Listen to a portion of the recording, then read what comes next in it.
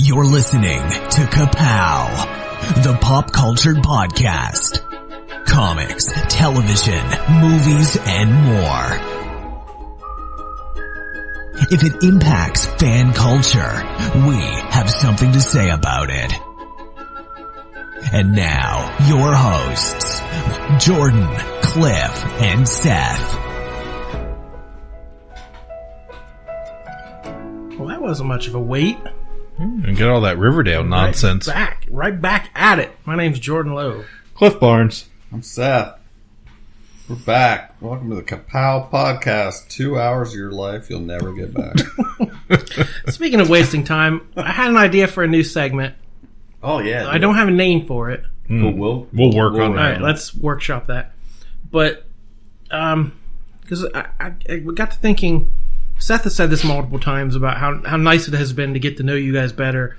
And, you know, occasionally someone will whip out a story like, it's taken this long to learn that Seth was the mayor of Munchkin Town. Like, why did we not know this years earlier, literally? Yeah. So I came up with kind of an idea to prompt us with stories.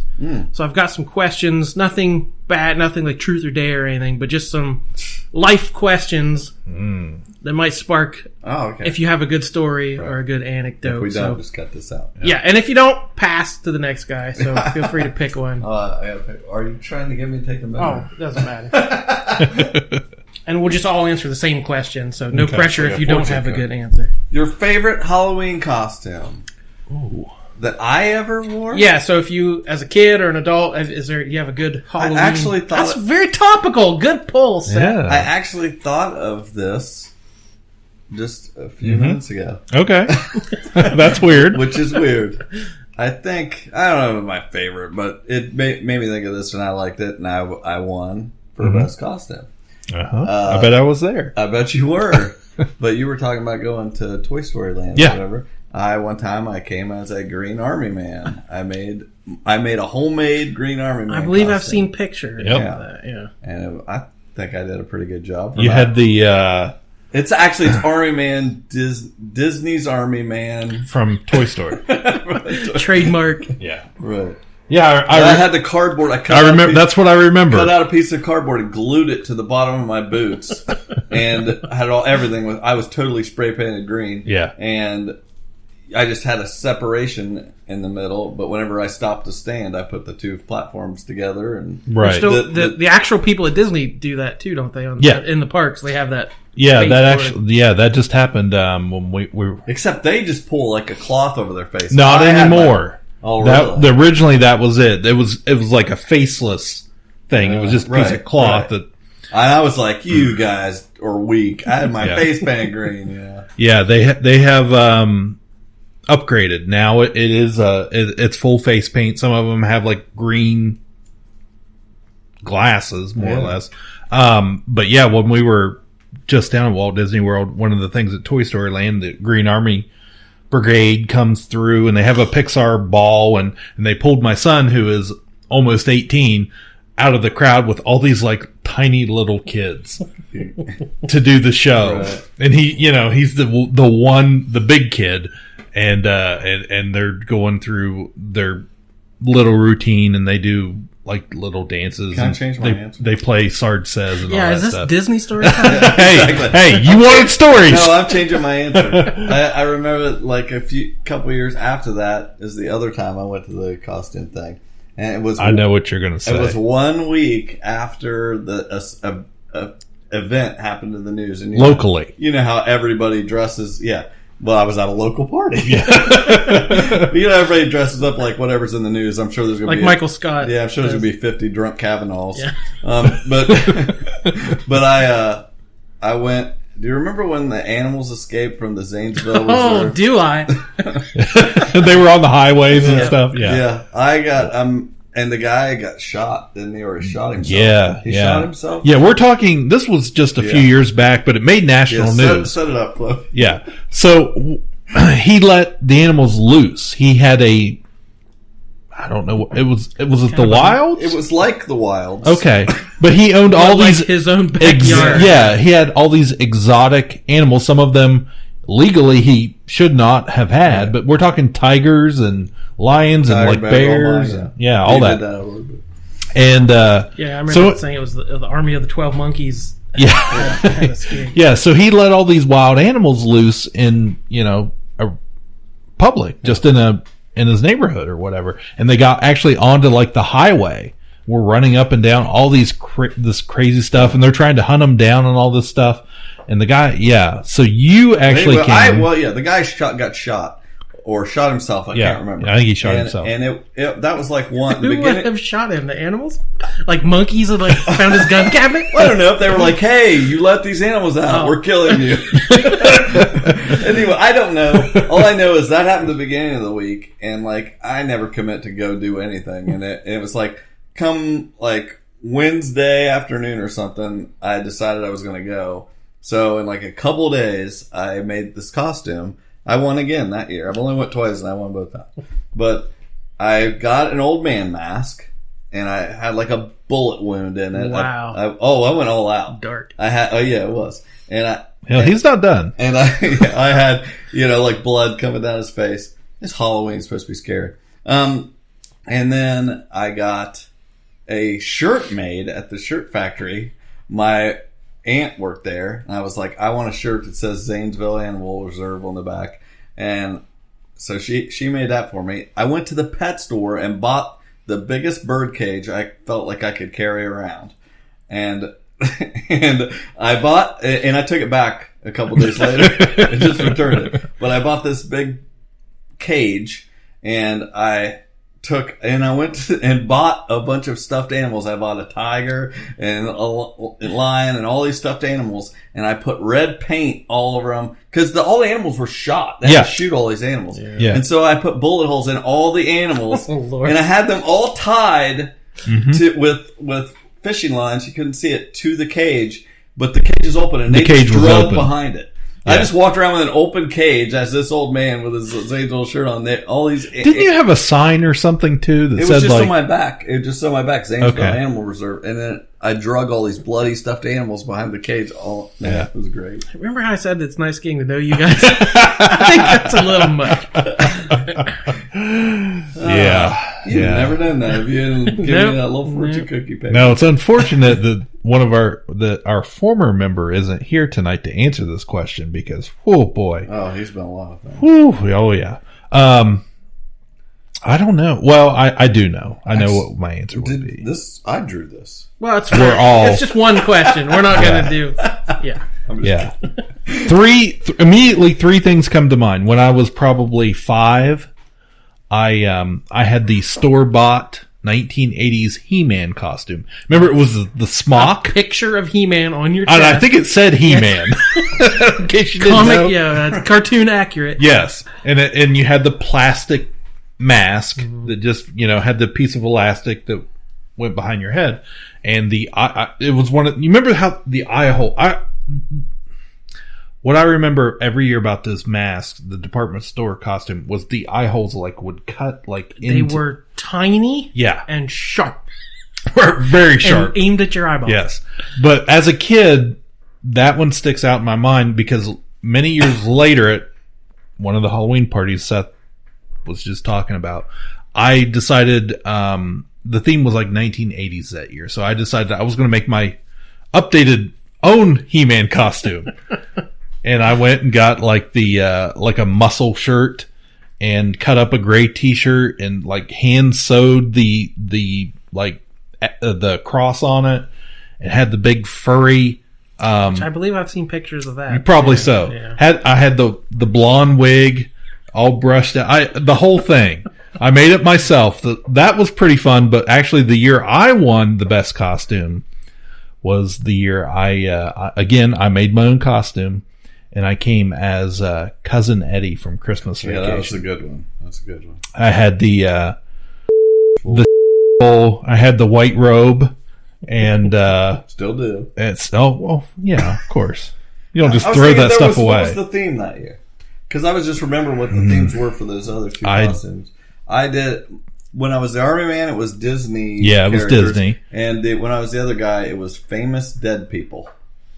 And I got okay. At that moment, he was the I didn't go. That gets you off the hook a little bit. Yeah, it wasn't that random. It wasn't that random. Yeah, I remember I couldn't go that year because we were actually in Florida that week of Halloween, the Halloween party we had that year. But I made the Cousin Eddie from Christmas Vacation. I had the hat, the leather hat with the fur on the inside and the ear covers. Had the big cigar. It was good. Yeah, I had down to the shoes. I had the white belt that went around. I mean, the whole thing. Did you carry around a big sewer pipe? Yeah. Tube? So I went to Lowe's and bought a section of like corrugated pipe. And kind of like duct taped around it, to make it look accurate. And I carried that thing around and a beer with the cigar hanging out. So I want to draw attention to something here real quick before I forget, because if you live around here, I have just found out that I'm really scared by all these Halloween decorations this year. Like, people are going much for nothing scares me normally, but I'm not, I'm not seriously scared. But I'm driving down 2nd Street yesterday on one of the yards on the right side, and I just watched Riverdale, and there's some creature, like a horse wire creature with wings, and it looked like that thing. The Gargoyle King. Yeah, that's what I thought. But the worst, you guys have to do your yards up in like Riverdale mode. Turn your house like a Pops. Have you been across the Washington Street Bridge? Not in the last few days. You need to look. Oh my gosh, they went all out. First of all, they're playing the long game. They have bought the shittiest house you've ever seen. But there's a house with like peeling paint and everything. If you're driving into town, it's on the left. Near the museum or whatever.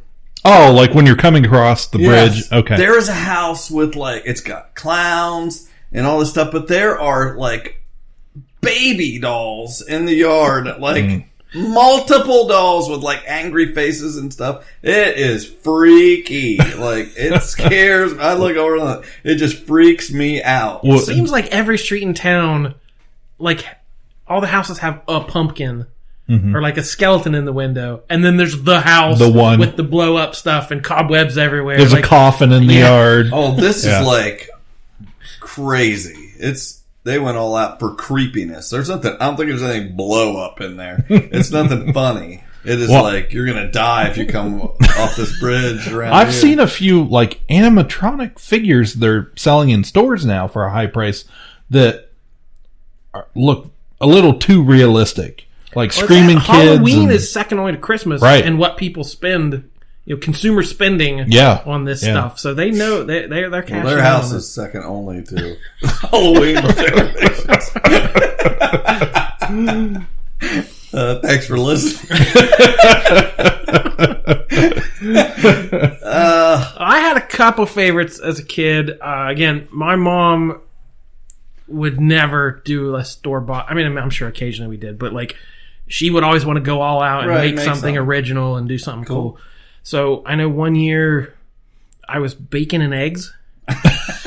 You were baking and eggs? It was like a ghost. Find a brother? It was like a ghost costume. It had been a previous like ghost costume, so just the white sheet and with like a little padded yolk on my belly.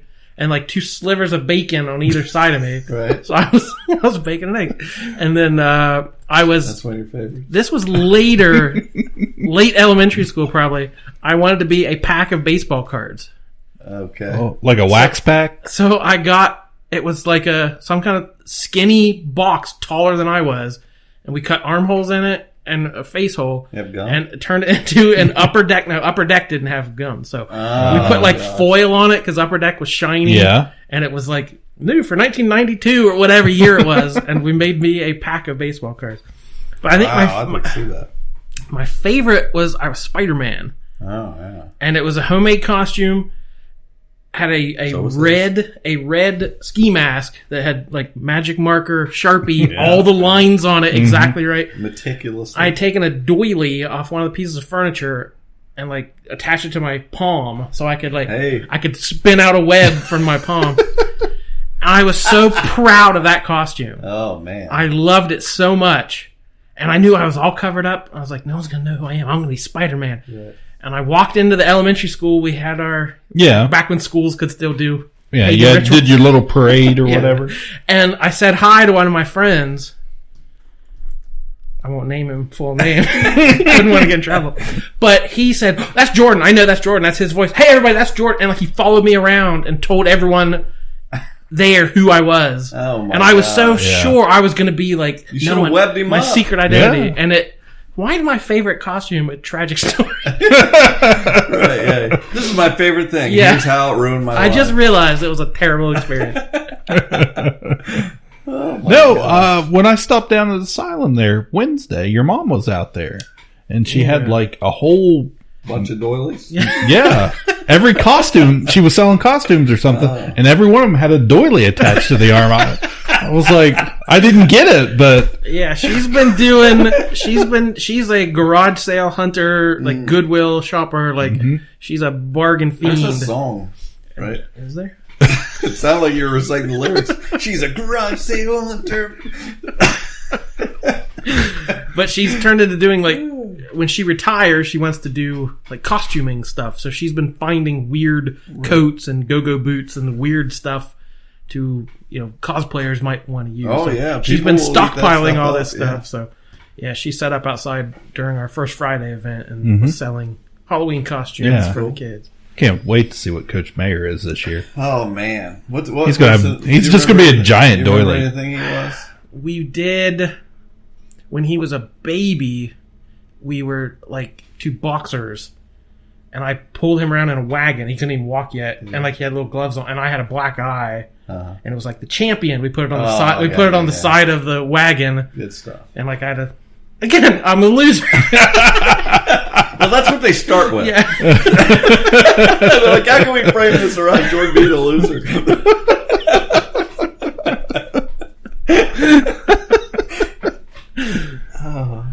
Okay, well, we gonna start this podcast.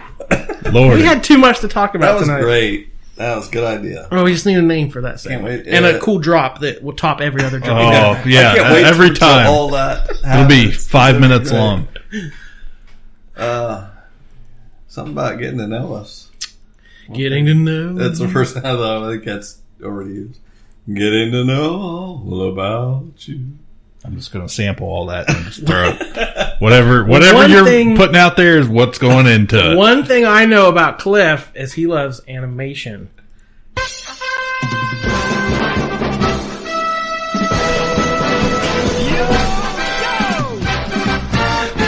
Autobots, roll out!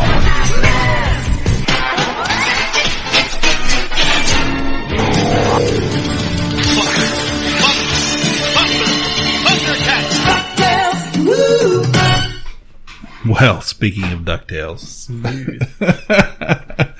No, I've been on like a cartoon kick since I've been back from Walt Disney World vacation. So I've got just real quick a few little things, but they just happen to all be cartoons. So I was like, well, I'm just going to throw them into animation. I don't care what That's crazy. I watched them on. Crazy talk. So Jordan and I were talking the other day about that new Disney's channel. The Marvel Rising, they did like a 2-hour movie to start off, kick that thing off. I checked out a few minutes of it just to get a taste of it. Yeah, I What is Marvel Rising? It is like Squirrel Girl and Ms. Marvel. Kamala Khan. Yeah. It's a and- show. It's yeah, a it's yeah, a cartoon. but they did like a 2-hour pilot, more or less. Learn how the characters. It's And it was on what? on Disney Channel. Okay. I watched it actually on the Disney Now app. Okay. Is what I watched it on. But it was pretty good. It actually has Chloe Bennett does the voice of Quake, Daisy Johnson. Like we said, Kamala Khan, America Chavez. Is that correct? Yeah. Okay. Well, you're the Marvel I know what guy. you're talking about. Usually when I say Marvel, you start talking. It had The Patriot was another young band of heroes find each other, that type of thing. talk about tropes. But had some bigger names. Chloe Bennett, Ming-Na Wen does a voice. Dove Cameron is eventually going to play Gwen Stacy. And I'd seen somebody else big was in it. Oh, Was it good? it was pretty good. Thanks for asking. It seemed appropriate for its audience. And, It did. It wasn't dumbed down too much. Yeah. That tends to happen sometimes with the Disney shows, is they dumb them down to a really young audience. But no, I thought all ages cartoon. I thought it was pretty good. The characters were fine. It focused pretty heavily on Squirrel Girl and Ms. Marvel. We're best friends type of thing. That's who I would focus on. Yeah. So, but I thought they were portrayed pretty well. I'm not familiar with either character very much.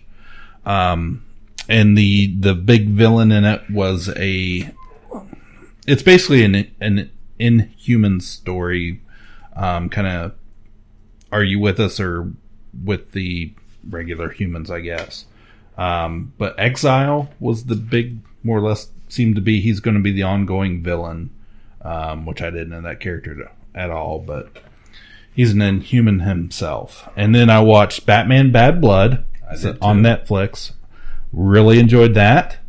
I don't normally get into those. The DC animated movies. I mean, I think DC makes the best ones, and there's been some good ones, but I always am more excited for them. Like, I'll be like, this looks like it's actually going to be good, and then it's like, Yeah. But I watched that. It was on Netflix. It was like happened to be right around the same day. I think maybe it might have been on there already, but I noticed it the same day that they came out with that picture of Ruby Rose in the costume. Yeah, and I'm sure that was well It is planned. exactly like in this cartoon. Yeah. Which So made it better. I was like, okay, well, maybe I'm going to find out. And it was kind of an origin thing, right. And Introduced Batwoman. explain. I don't think it's based on, like, a lot of those are adaptations of comics, but I Yeah, think no. this one's an original That's story. what I was Yeah. going to ask, Yeah. because I think the one previous to that was like Son of Batman or well, that's probably it. Yeah, and that was an adaptation, correct? Yeah. More or less. The Damian, they switched up a little bit. Damian Wayne Robin. Right. And Yeah. this has Damian Wayne. Not, Batman again is somewhere. So he supposedly died or whatever. Yeah. So at the beginning, yeah. Yeah, he gets Batwoman is fighting. Comes into like a group of villains, and Batman shows up and ends up basically saving her. But it looks like he dies in an explosion trying to save her. Whatever. Right. So then, Nightwing has to be Batman. Yes. And they, which has happened in the comics. Right. Yeah. But I felt like there was stuff was happening. Like it didn't feel like a filler story. It was like, we're getting an origin. We're learning about Batwoman. Mm-hmm. Yeah. We're learning about whoever Luthor's kid is. Right. Lucius Fox. Who is the kid? Luke. Who's the kid's name? Luke, right? Fox. Do you know? No, he's looking at me wide-eyed. Lucius Fox's kid. His son. I believe it's the character. It's Batwing.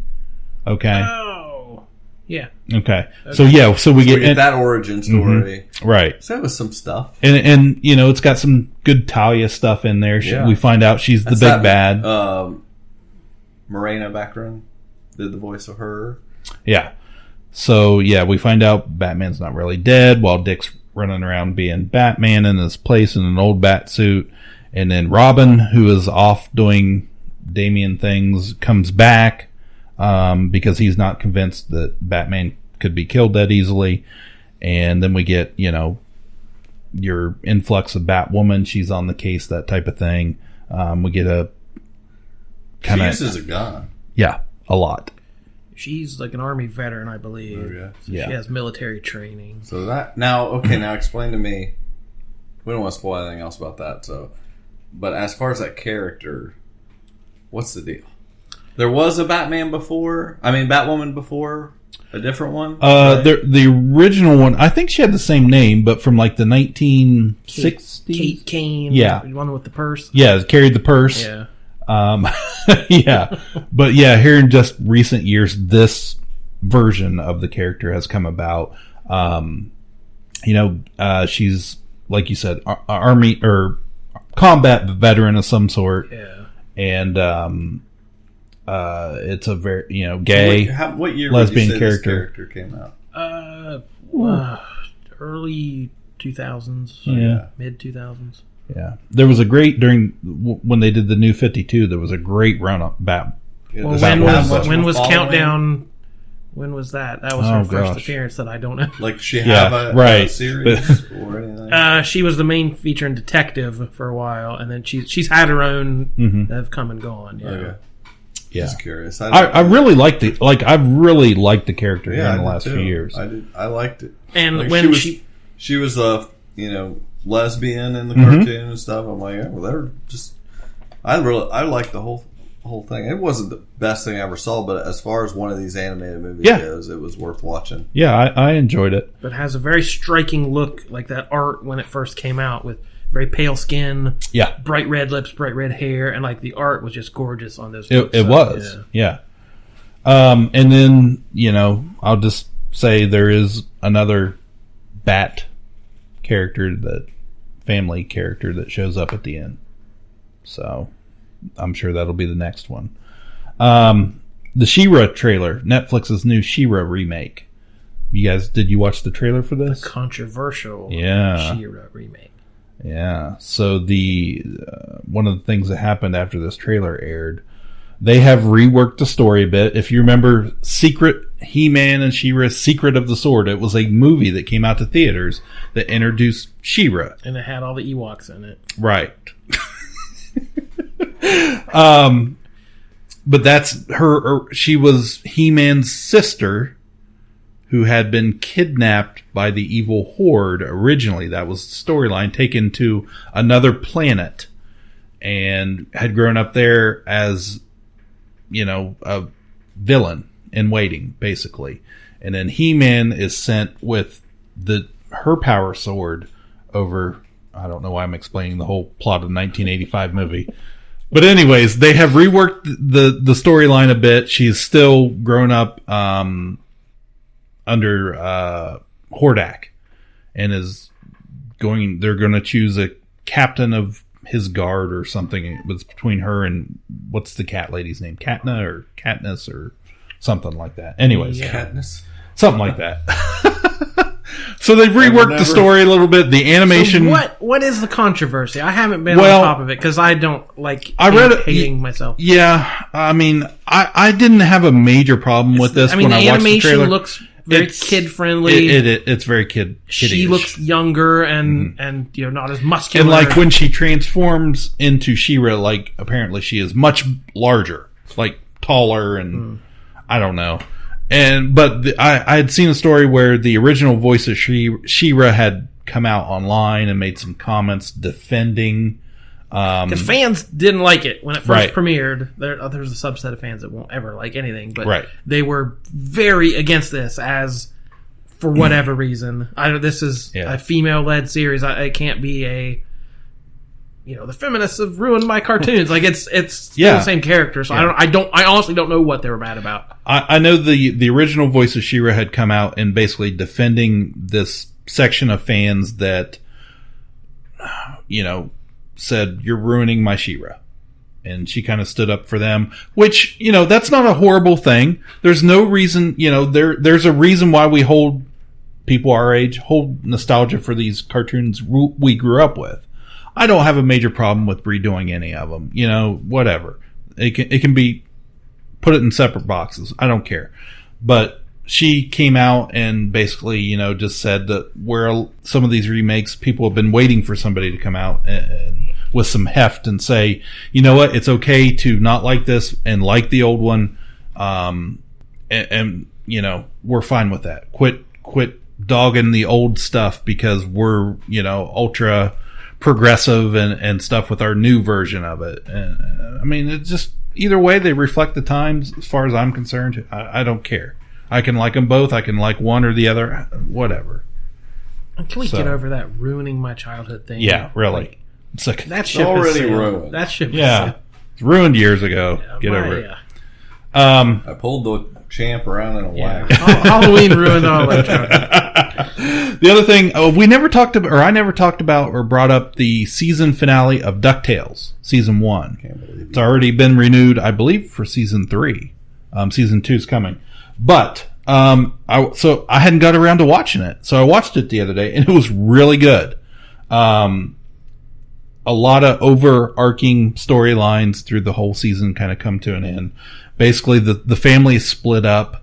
Donald has announced he's back. He's got the boys. They're back on the houseboat. They've left Scrooge. So there's like a running continuity. Like it's not Absolutely. just a different adventure every episode. Right.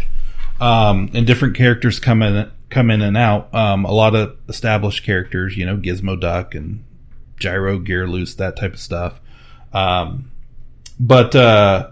So this was called the Shadow War. And this is we get our first encounter in this new reboot of Magica Dispel. And I have a whole page of notes just on this episode. We don't have time for. I see. Yeah, we don't have time for it all. But the family is broken up. Scrooge is in despair because Donald and the boys are taking the houseboat and they're moving to Cape Suzette, which is of course a huge Easter egg of another Disney afternoon show.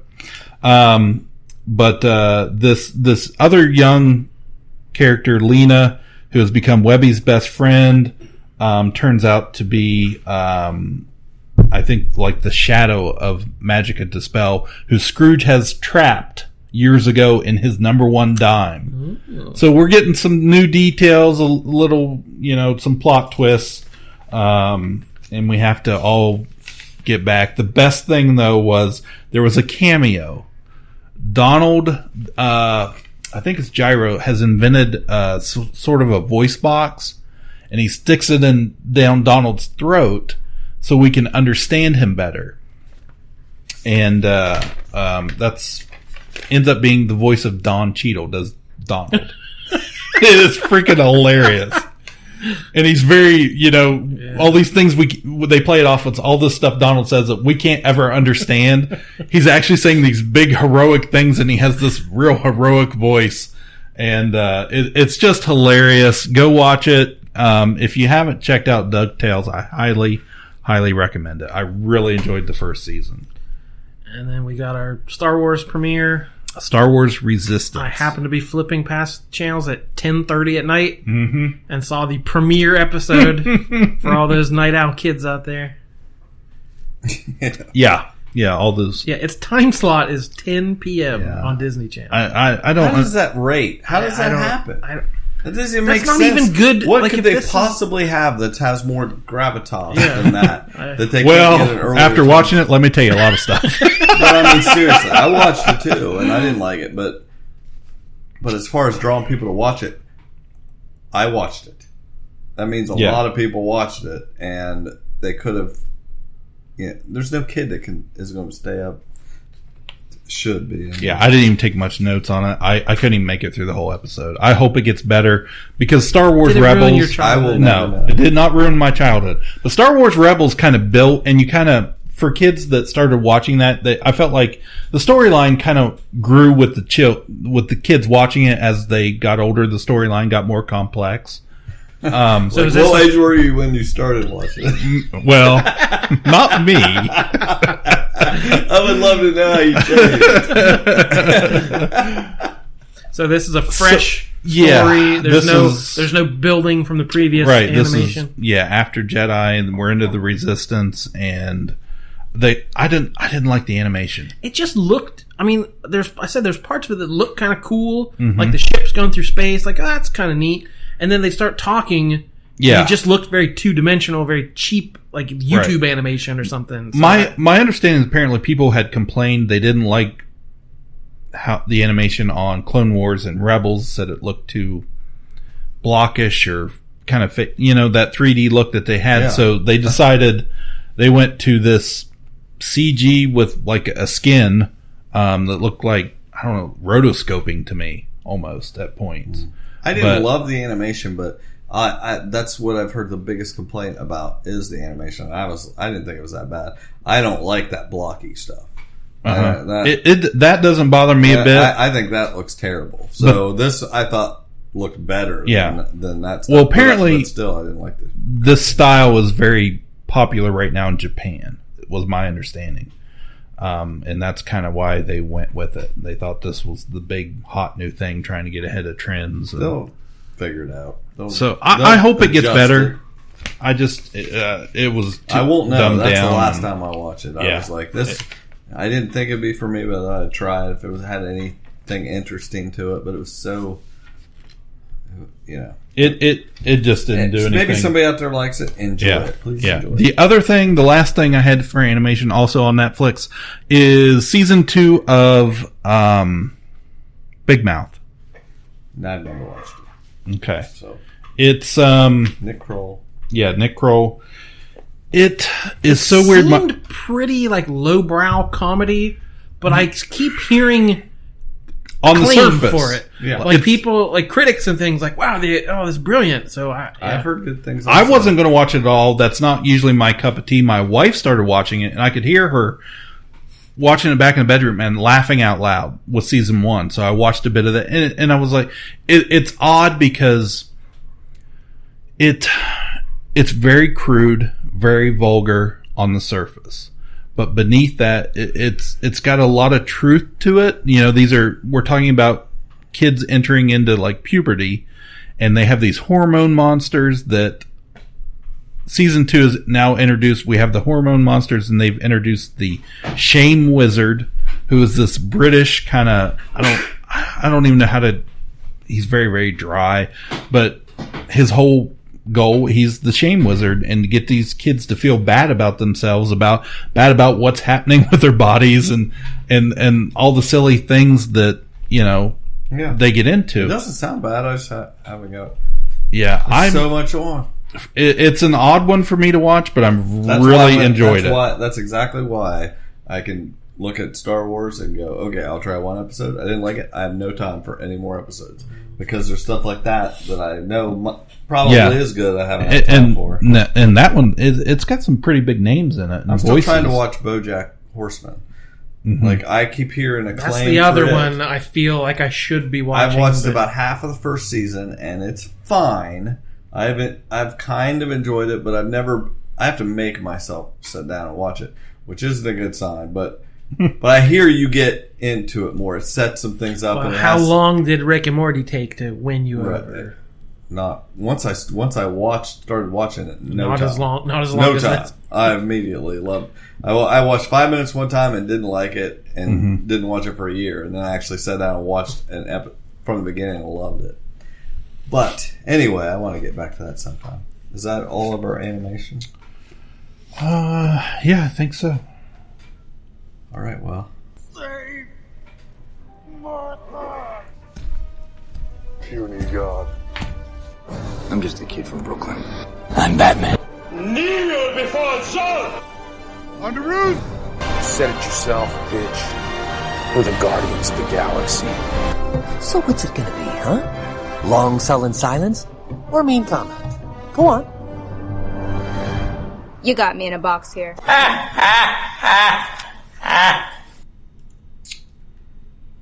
Well, movies. None of us watched Venom. You didn't watch Venom, did you? Nope. Okay. I've been asked many times if I'd seen Venom. I bet you have. You work in a comic book shop. Yeah, I haven't gotten out yet. What are the reviews saying on it? I haven't even looked. The first reviews I saw... Yeah, they're all like, it's not as terrible as I thought it was. Yeah, the first reviews were like, oh, it's like Catwoman level. It's Fantastic Four level. Mm-hmm. And then all the reviews... Yeah, after that, it's like, well, it could have been a lot worse. And then I had a few, comic fans who are... if you're a huge fan of Venom, you're not going in objectively. You want this movie to be good, so you're not going to pick it apart, I'm sure. So I've had some pretty glowing reviews, like, yeah, it was really fun, that was cool. And then some, yeah, it was fine. So it's somewhere on that scale. Yeah, Russ had been on the show before that one time. Today, in fact, he texted me this morning something about it, and I was like, what are you talking about? And he's like, Venom, and I was like, oh, okay, I forgot that was a thing. And I was like, well, what do you think? And he said he really liked it, but that's like his favorite is Venom. Well, yeah, I mean, sure. Yeah, he admitted, he said, I'm a fanboy, I really liked it, thought it was fine. Yeah. I bet it can't be as bad as I think it looks. I don't know. I think it can. Like, I mean, no. But, so I think it would be probably alright. I'm just not going to go to the theater to see it.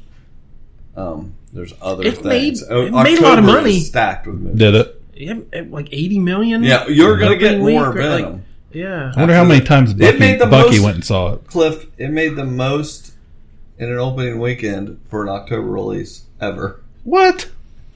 For real. 80-some million, yeah.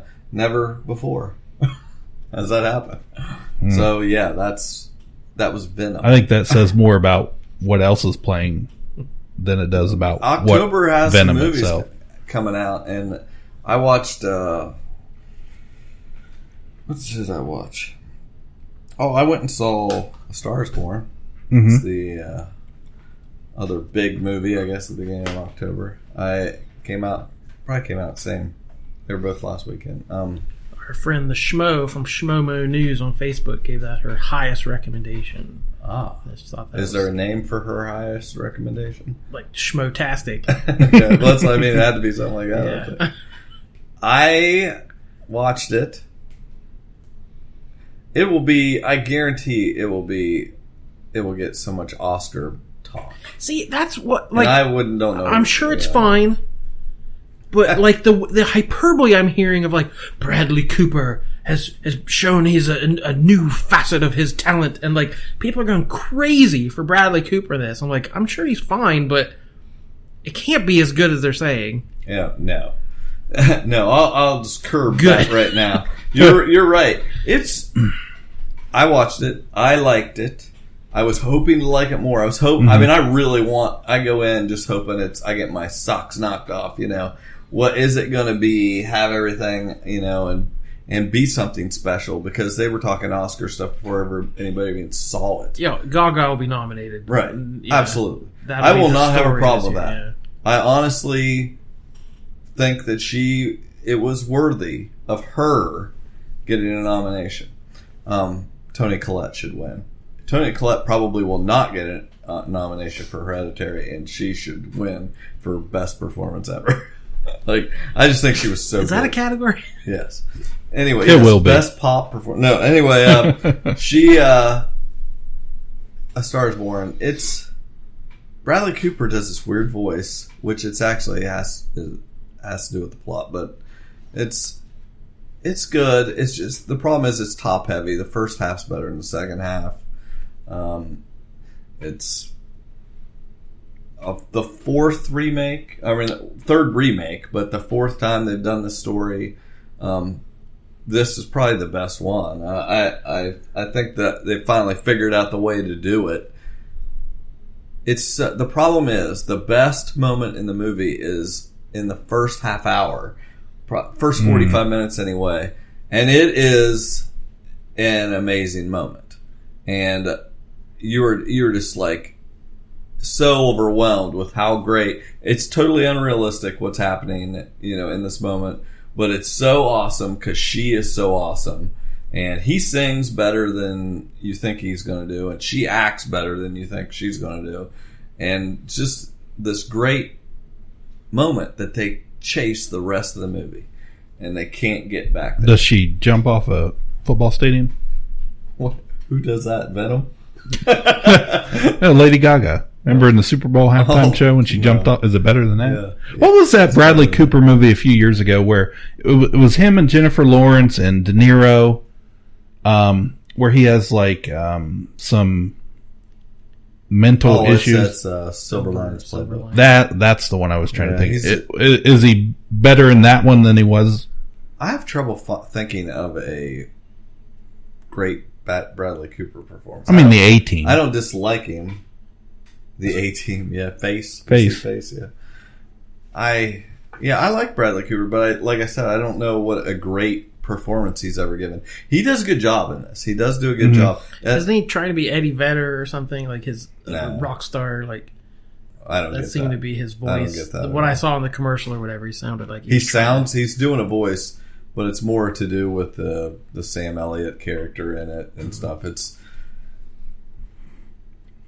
it's not a bad movie. He does a good job. It's too much about him and should be more about her because when she's in it, when she's on the screen, it's good. Anyway, I did like it. Any girl that goes and see it is going to love it. But any of the ones I've talked to already are like, I loved it. I don't know what you're talking about. And I'm like, I love parts of it. I really did. And if we were doing, we did our music moments or whatever, music performances, this would be in my top 10 ever. Like this, it's in the previews. I mean, if you've seen the previews for A Star Is Born, I'm not spoiling anything more than that. He pulls her on stage, and it is literally the moment that A Star Is Born. Like Courtney Cox. Yeah, just like the Bruce Springsteen concert. Anyway, but there's a lot more to it in the movie that is crazy, and it's very good. It's a really great moment. Anyway, and is she subtle and toned down and very not showy. There are moments that you're like, I can see it in her, but yeah, she's a different person. That's good. Yeah. Oh yeah, when she's singing in that moment. There's a moment where she like realizes what like she's doing this. She's getting to sing in front of all these people, and she has an amazing voice. Right. I wouldn't say I'm a fan. She gives such a great look on her face when she starts singing. Her she has so much power when she goes from singing softer or whatever into this power, and just the look on her face at that moment they captured of almost like she is surprised by what she sounds like and what's happening, and you're just like, wow, this is overwhelming. Yeah, I mean that's what she's known for, the meat dress and all the crazy stuff. But if she wanted a career of like just Celine Dion, just singing ballads or whatever, she has vocal range like nobody. So yeah, I'm sure it's crazy that it's honestly that's one of the things that's so impressive about it is because you forget that she is that person, that she usually has a wig on or something, and she just looks so natural in this movie. And acts so natural that's one of the reasons she's getting so much Oscar top, because people know how different she is in real life. So anyway, she is really great and endearing in the movie and does a good job. So I liked it. Just was hoping for a little bit more. I watched a couple movies you watched on your 100 poster. I watched West Side Story I'd never seen. Nice. And which is freaking crazy. Those people are like acrobats. The one thing I put in my notes was Riff, wherever basically the bad guy in the beginning. He reminds me of what's the guy's name on Biff. Happy Gilmore? The bad Shooter? Guy. Shooter McGavin. He's a young Shooter McGavin. That's what he looks like. But he's like doing... It reminded me of like reading an old school Captain America comic in the 80s. What made me fall in love with Captain America is an issue that opens up with him just going through the city and flipping around and doing all that stuff. This guy could just do that. I mean, he would sit on a bar in the alley, because a bar would just be across the alley, and just with his hands in his pockets and flip over and land on his feet and keep going, and it's just like doing things no humans should be able to do. I was very impressed by the athleticism of all the people in that movie. And it was fine. And Tootsie, I hadn't watched that in a long time. That's pretty good. I got some more. Oh, he's got some more. I'm way behind on this. Oh, my. I got August and September to get through. I'll just burn through these fast. I stopped in July. I had 54 done. Yeah. Mm-hmm. So... to get through August, that's the 2/3 of the way through the year. So I should have been at 66. That's my goal. Yeah.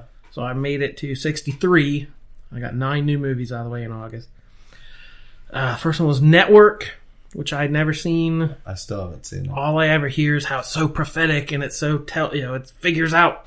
And it was. It's pretty amazing of like, yep, that's how the news, that's the way the news goes, as Rick would say. But yeah, it's like a fledgling news corporation with terrible ratings. Like, how do we get better ratings? Here's what the people will watch, and it's basically what our media has become today. So definitely worth a watch. And I realized Faye Dunaway is amazing in that movie, and I realized she is the best part of 3 of the movies on this list. So I'm coming away from this with a better appreciation of Faye Dunaway and how great she is. Never known that. Yeah. What were the other two? Bonnie and Clyde, and what was Chinatown. But what's that? Recent. Streetcar Named Desire, Marlon Brando movie. Never saw it. That one, to me, I always say that is, to me, like where movies became modern, because Blanche Dubois in that movie is Vivian Leigh, who is old school movie star, perfect diction, speaks in every sentence with a flourish, and then walks Marlon Brando, who's like eating a sandwich and like chewing, like talking with his mouth full. Like, hey, what's going on? And like he's it's the method. This is the role that kind of put method acting on the map. And it's this clash of old school Hollywood versus this new thing, and I love this movie. It's excellent even today. But the biggest surprise of this whole thing so far is The Best Years of Our Lives. 1946, William Wyler. I don't even know that guy's name. He was the director. I knew nothing about this movie. And it blew me away. It was outstanding. It is 3 veterans coming home after World War II. And this movie was released in 1946. I was going to say, that's pretty close to home right there. Yeah, it is right after World War II. And thinking back of any war movie from the 40s, it's rah-rah America, we're fighting the bad guys, and we're winning, and John Wayne's leading us to the charge. Yeah. And this was like, well, we have some things to deal with. And like, not just post-traumatic stress and stuff, but like, we were gone all these years, and our families got on without us, and our jobs went on, and somebody else has our job now, and it's like readjusting to that life, which every veteran has had to deal with since the beginning of time. And it was so frank about it. I was stunned that this came out in 1946. And there's one scene of like, because it kind of presents like, America's not perfect, and like we've kind of failed our veterans at certain points. But there's one scene of like a guy in a diner, and he's like, he has his uniform on or whatever, and he's like, "Oh, you're back from overseas, are you?" It's like, "I don't know what we're even doing over there." He's like, "What do you mean, mister?" And it's like, "Oh, we're just sending boys over there to die. There's a different way to do things. Like, you listen here, pal." And it's like this super patriotic speech. So like, I'm sure that was put in there to like, we're still patriotic. Don't worry, we're not commies.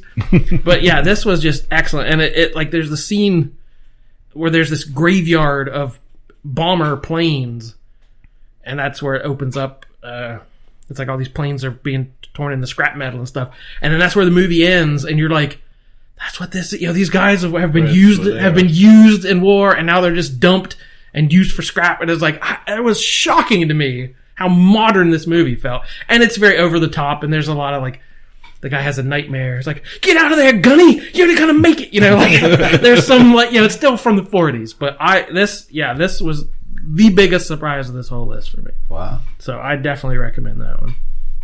Watch A Clockwork Orange. Stanley Kubrick. Yep. How'd you like that? I've seen it several times. It's not my favorite movie. I never get people who are like really into it. Yeah, I remember, I think the first time I watched this, I was probably in high school, and I remember being very disappointed in it.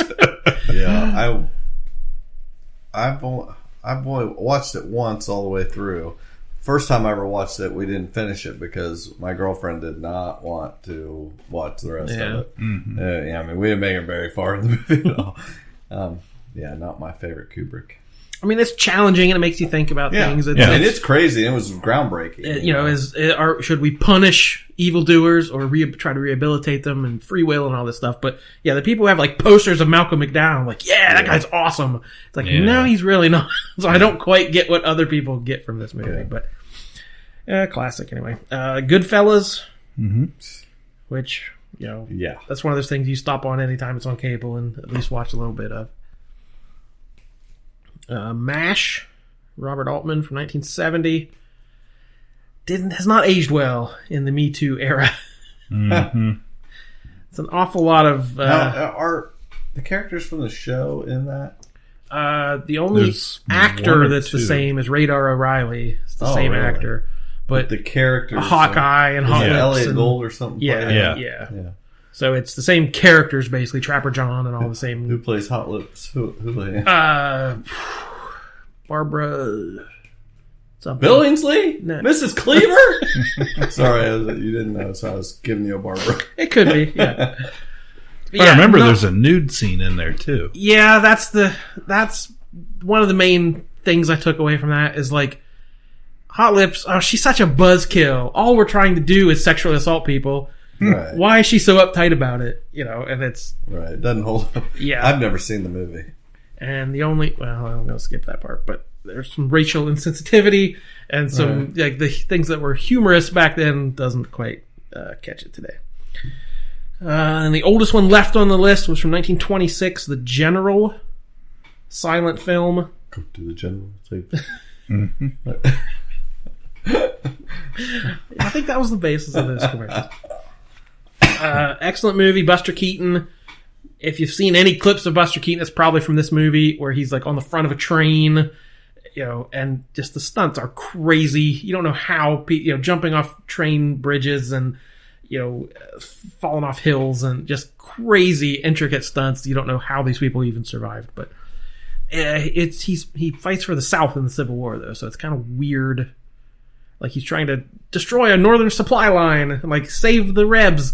It's like, what, are we really in 1926? We're still there was root for the. No, I was reading something about that. Not to veer off, but yeah, that was about the time there was a whole movement.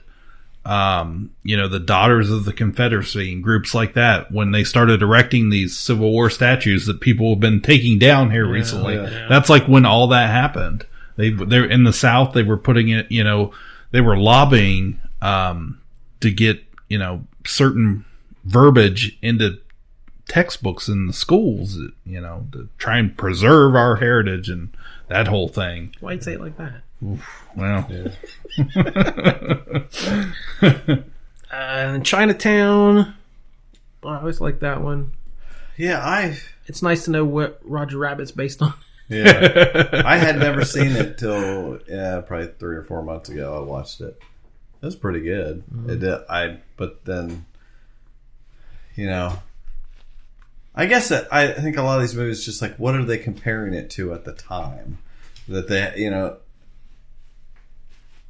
I just don't. It's not one of my faves. But it was set up, even like the credits and things are like written in cursive, like. It was made to look like a 1940s noir movie, but now it's so old. It's older now than the 40s were from the 70s. And then this movie's been number 1 on IMDb's top 250 for like a decade.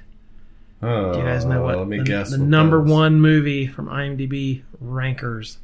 It's not The Godfather. It's from the 90s. Oh, Shawshank Redemption. People love this movie. They sure do. It's a crowd pleaser. It's a dad movie. You guys like it? I mean, it's yeah. Oh, well, basically, when it came out, I loved it. Right. Like everybody else. When it came out, I loved it, but it feels so 90s now. It has been a long time since I've watched it. It's just like, I probably watched it 5 or 6 times in the 90s, and then I just haven't watched it this century. Yeah. This was, but I plan to sometime because I loved it. I did love it. I loved the book, the story, and then, I mean, there's a lot to love about it, but, well, you just watched it. You tell me what you... Well, it came out in 1994, same year as Pulp Fiction and Forrest Gump, so it kind of got lost in the shuffle. It was not a box office success, but it got nominated for several Oscars. People were like, oh, was it really good? And then it was one of the first movies on DVD. And they had a huge, it was like the most printed DVD of whatever year it came out. And then it got on different cable packages. And they said it literally like built from the ground up. People saw it on cable every weekend on like 6 different cable channels. The thing. It's always on. It built its audience very organically as a very crowd pleasing sort of film. So that was August. Got 9 out of the way. He did not answer the question. Yeah. What? Did you like it? Yeah, I always like it. Okay. That's not my favorite, but it's fine. And I had kind of forgotten the warden, Bob Gunton. Yeah, he's great in it. I forgot how evil that dude really is. He's one of the parts that makes it so good. He's you love to hate him. Yeah, and it's just that institutional, like, this is the way things are, and you can't can't get away from it. And doesn't Clancy Brown play the? Yeah, he's like the guard or prison guard. Yeah, he's bad in that movie too. Yeah, the Kurgan. So that put me at 63. So by the end of September, now we're 3/4 of the way through the year, so I should be at 75, right? Right. So again, I got through 9 movies. I seem to be stuck. I can't do any more than 9 in a month. Stop skating. So that Take one day off. Now that the humidity's down, I can do more rollerblading. So I'm at 72 at the end of September. So I'm right on there. I just can't seem to get any more than 9 in a month. Started with Double Indemnity. Oh, your favorite. So freaking great. Feel free to listen to our one episode of Ka-Pow Theater to learn what that movie's about. Blade Runner. Which, did you watch the original? Whatever DVD like 8 I different. have. Okay, well, the final cut's the correct cut, everybody. It's the. And if you, I'm just saying, I did it was the work. I watched every cut. I think it was the Snyder cut. But they're showing it in Athens on October 19th, which is last week probably. But anyway, and it's free, and they're showing the final cut because they also know that's the right cut. But right after that, I had 2049 saved. I had a free week. You had of not HBO. seen it? I hadn't seen it. Yeah, I've got it saved in there for Nick to watch if he ever watches the first one. Yeah, that's why I saved. I wanted to watch the first one. I love that movie. It was fine. Yeah, I liked it. It didn't bowl me over. I love that director, Denis Villeneuve or whatever. I just love that story. It's such a Pinocchio.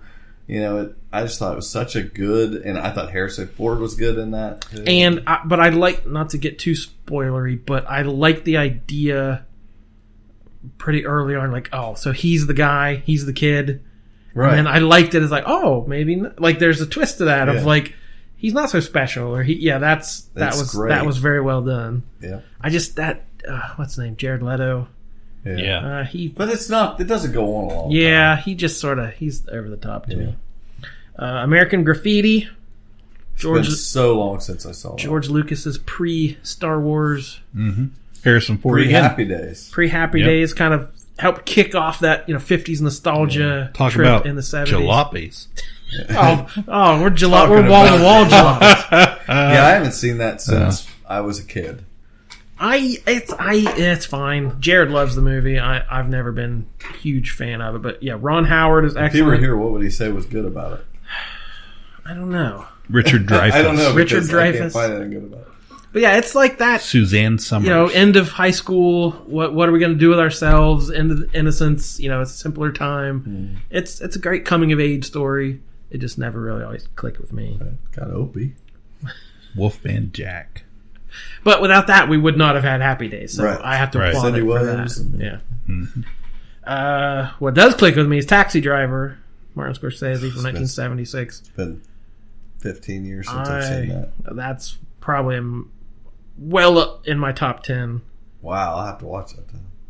It's been a long time. It's, again, talking about posters on walls. Like, you'd see people in college dorm rooms would have Travis Bickle on the wall with 2 guns. You looking at me. You talking to me, like that whole thing. But it's like, that's not what the movie is. It's not about a cool guy with guns. No. It's about a horribly lonely, awful person.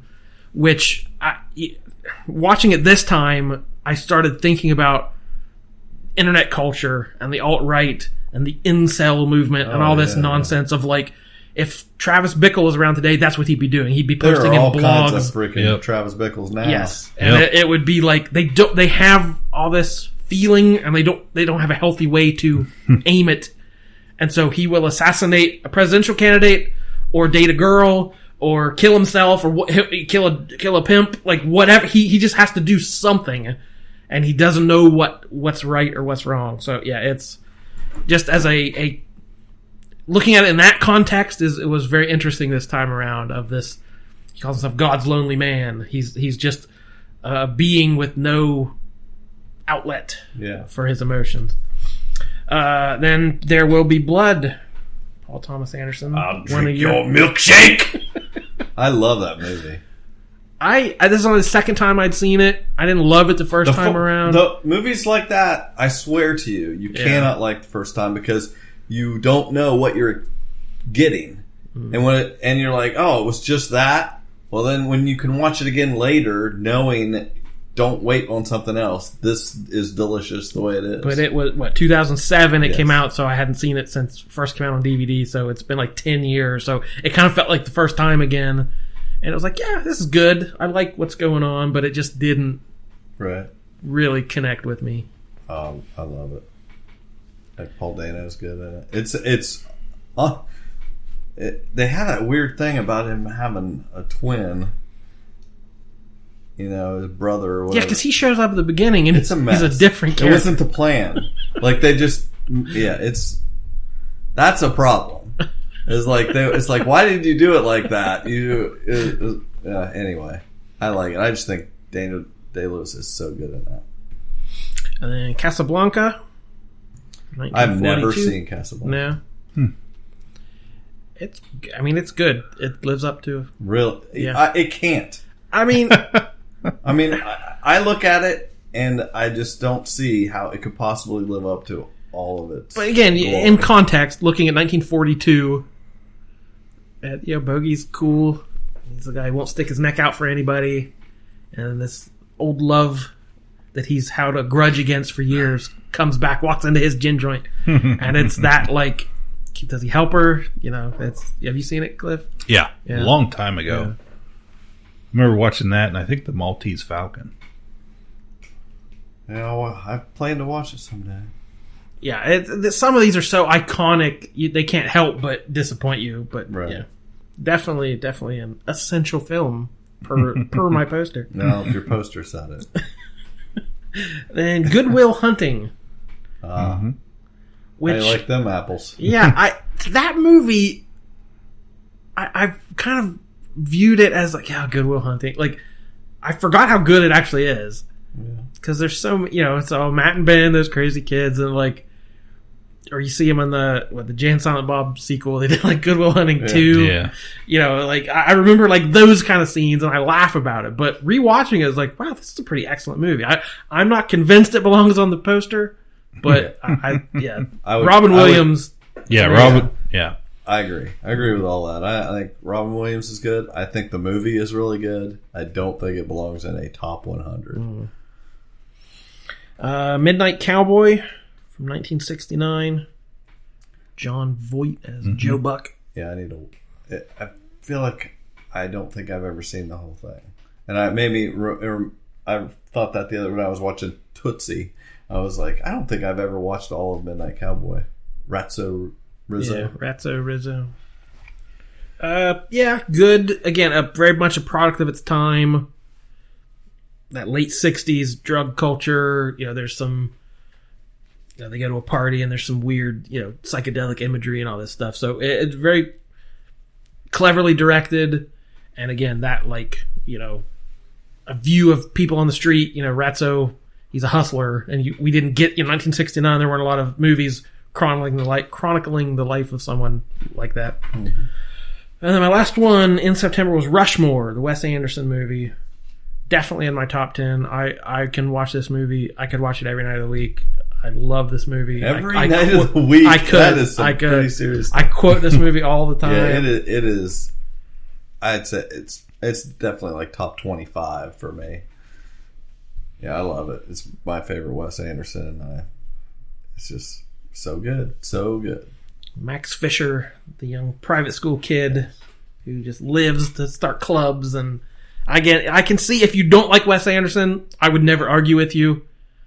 The way all his movies are kind of very precise and precious and odd. But yeah, this one to me is just top notch. And Bill Murray, one of his best performances. It's great. So that puts me at 72. I'm 3/4 of the way through the year, just a few behind pace. So I might do it, guys. Do you have anything left that, are we to anticipate anything? There's a few I'm sure you could guess that are still left. He's holding on to some that he's seen a bunch of times. I was waiting on Rushmore. I wanted that to be one of my last ones, but I had to squeeze something in. Yeah. The first one in October, you'll enjoy. It's a guy with a bullwhip. So, there's still some fun, crowd-pleasing ones like that, and then there's still some, Oscar-winning kind of favorites. And right. Gone with the Wind. Now, as you're doing this, are you ranking anything for yourself? No, I couldn't possibly do that. You often mention a top 10. All you do is stretch that out. I've mentioned about 40 movies that are in my top 10. I know. That's what I mean. You need to, figure it out. Well, I am keeping a list of things I can't believe aren't on the poster, and maybe some ones like Good Will Hunting that I would bump. Right. So I want to do a write-up afterwards of these are some of my honorable mentions and things. So. Yeah. But that's for another time, January 2019. Did anybody watch the Aquaman trailer? It was 5 minutes, and that to me, that's too a much hefty information. percentage of a film. Mm-hmm. But I don't even like when it's 240. Yeah. When it says that, I'm like, I'm going to get too much. Yeah, it's too I much know, of the movie. I understand why they did it, though. I mean, everybody had so many, no, I'll say everybody, so many people had such a bad taste in their mouth after Batman versus Superman and then Justice League that it did its job for me. It got me. I'm like, it kind of changed my view a little bit. Like before I was just like, yeah, Aquaman's coming out, whatever. I'm like, forget all that stuff. I'm excited for DC now. Yeah. They finally just like, well, if Disney doesn't know what the hell they're doing, we're going to take all their people. Well, we're drinking the Marvel's milkshake. Make mine milkshake. I just feel like they're starting to turn the corner a little bit with Shazam and Aquaman and Wonder Woman. We're getting brighter costumes. In my circle of comic book aficionados, they've been hyped for Aquaman since day one. Really? Since they love Momoa in the movie. I haven't heard anyone Aquaman.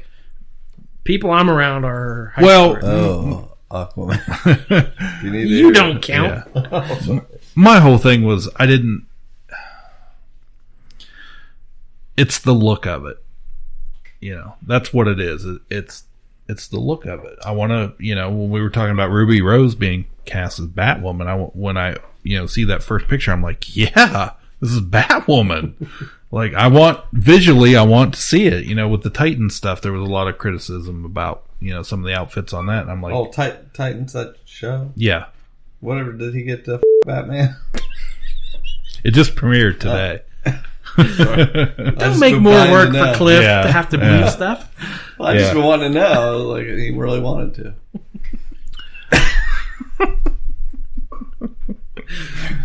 Yeah, you're just the same as me. Every time I see anything Aquaman, I think, my man. Yeah, I mean, I'm sure it'll be fine. But that classic costume, I'm like, it could have been so goofy looking on him, and I was just like, yes, Aquaman, finally. But yeah, who are we, some of these, we're going to get to see Thanos. We're going to get to see, Brainiac. Where people get, Ocean Master, Lake Mayor. We're going to get finally, no one, he just doesn't have a rogues gallery or supporting cast that anyone cares at all about. Dolph Lundgren. I hope he says, I must break you. Oh, I must break you. I did want to say, I heard they were making a Train to Busan remake. And I just, I have to shake my head at that. In English language? Yes. Because I know they're doing a sequel to it. Oh, they are? Right? Yeah. I just saw they were doing English language because people can't read subtitles. But it would be Train to Pittsburgh or something. Exactly. That's what I was going to say. What's the joke? What is Train to where? Whatever. Train to Boston. The original is good. It's I'm sure. I assume it's still on Netflix. It's one of those things I just stumbled across, and I really enjoyed it. I love the look of it, and it's they can't improve it. It's not going to be improved by that, except you won't have to read subtitles. Whatever. I just spend your time doing something else. Okay, what are we at there? We still have 2 hours and 75 minutes. Hour 20. We had a whole bunch of streaming and a whole bunch of TV we were going to talk about. Yeah. We could do 3 episodes. Well, we have crossed over into Saturday already. All right. We took time off. We got to make up episodes. There's something very important I forgot to tell you. What? Don't cross the streams. Islands in the stream, that is what we are. Cross the streams. What you got? Oh, well. Wait, are you going? I'm hyped. Netflix is wall-to-wall Monty Python. I saw that. Yeah. All 4 seasons, 45 episodes of the original Monty Python's Flying Circus, the British sketch comedy show. One of the best of all time, has influenced every comedian since, basically.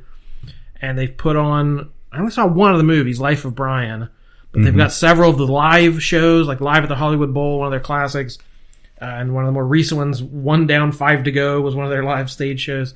They've got at least 3 best of, like, compilations, and I saw 3 documentaries about, the history of Python and what it's meant to comedy. And they did a couple episodes in German for the German audience. So those are even on there. So there are a ton of Python stuff on Netflix right now. And if you've never seen it, again, dipping your toe in, you may not get what the fuss is about, but yeah, Python meant the world to me growing up.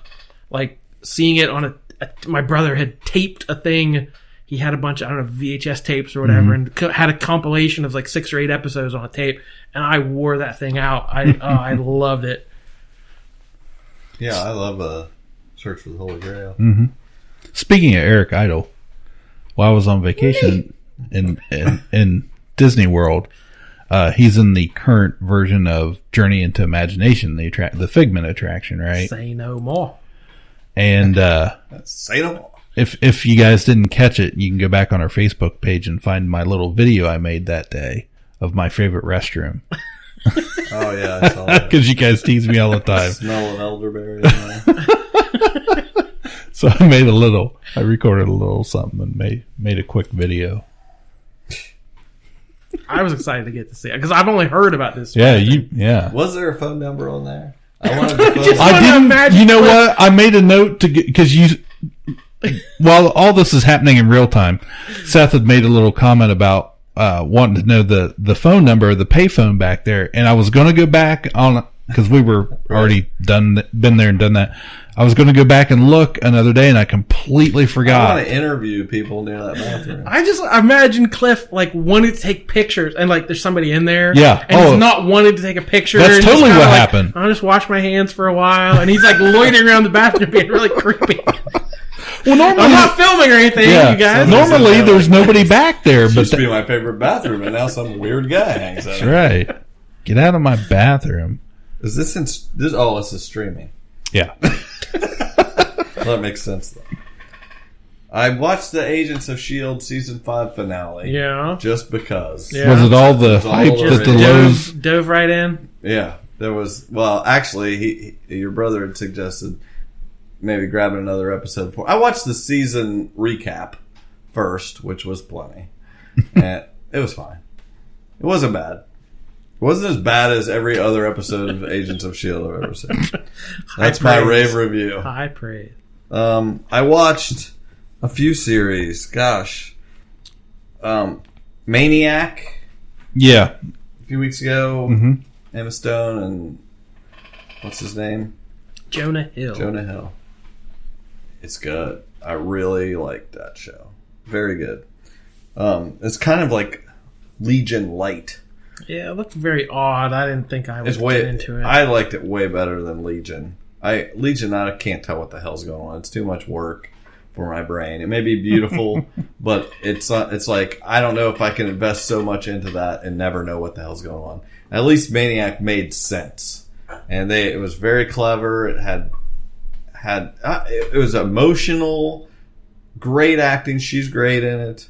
I recommend it to anybody to watch it. I really liked it. It starts out a little strange, takes a couple episodes, but once you figure out what's going on, very enjoyable.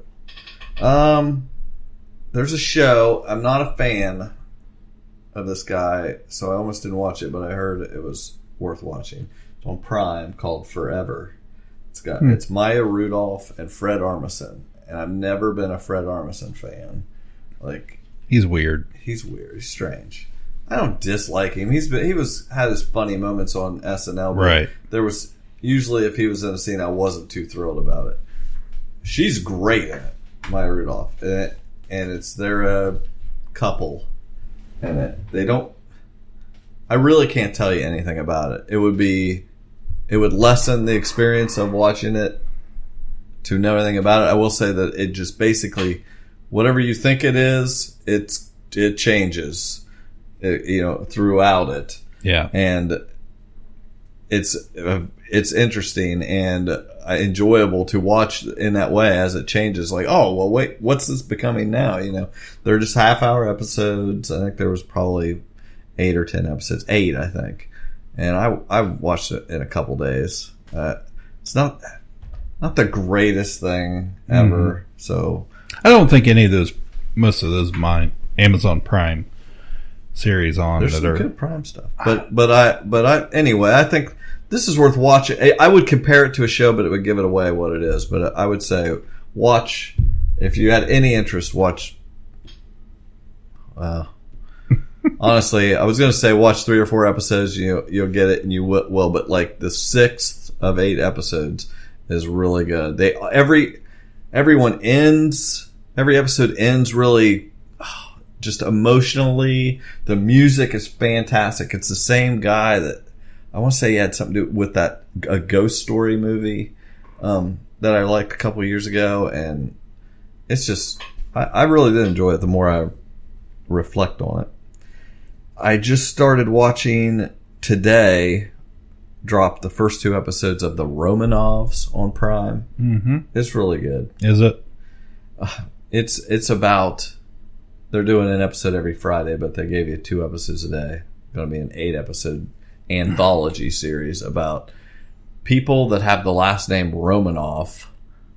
I mean, it's fictional, but if you know anything about the Romanoffs, the Russian... Yeah, the royal family, right? The Bolsheviks revolution. Yeah, and they killed this family. They got them all told they were going to sneak them out, and they got them all dressed up and killed them. Anyway, but it's basically people that are descendants or just cousins or whatever, Romanoffs, and just anthology stories about them, and it's good. First 2 episodes were good. Second one was even better than the first, and I enjoy it. It's going to have a bunch of people in it, just, different stars in each episode. I think the first one had Aaron Eckhart was the main guy in that, and the second one had Corey Stoll from House of Cards. He was really good. And I always forget, I have Amazon Prime. Like, we have Prime Video. We've got it on a Roku and everything. But it's very seldom that I actually, click on the app to see what's playing on Amazon, because I never think about it because there's so much other stuff. It definitely seems like third place. It does, Netflix, Hulu, and the other day, as far as the original shows, they're up there for me. I think they're as good as Netflix. The stuff they come out, that Marvelous Mrs. Maisel is really good. It just swept the endings. Yeah, I've heard of that. Yeah. The other night we were sitting. My son and his new girlfriend were over at the house, and I forget where my wife and daughter were. They were out doing something, and I was just flipping through looking for something to watch, and they were sitting there on the couch. And how many Riverdale shirts have you bought her? The new girlfriend? Yeah. She's not part of the family yet. She hadn't. Yeah, we watched. Tattoo yet? You haven't tattooed? No, not yet. No motorcycles. She sat with us and watched the season premiere of Riverdale. She had never watched an episode before, so I was like, "Oh, you're going to get." And she had to watch it with you guys. Yeah, Can you imagine that? Right. Talk about the Lions Den.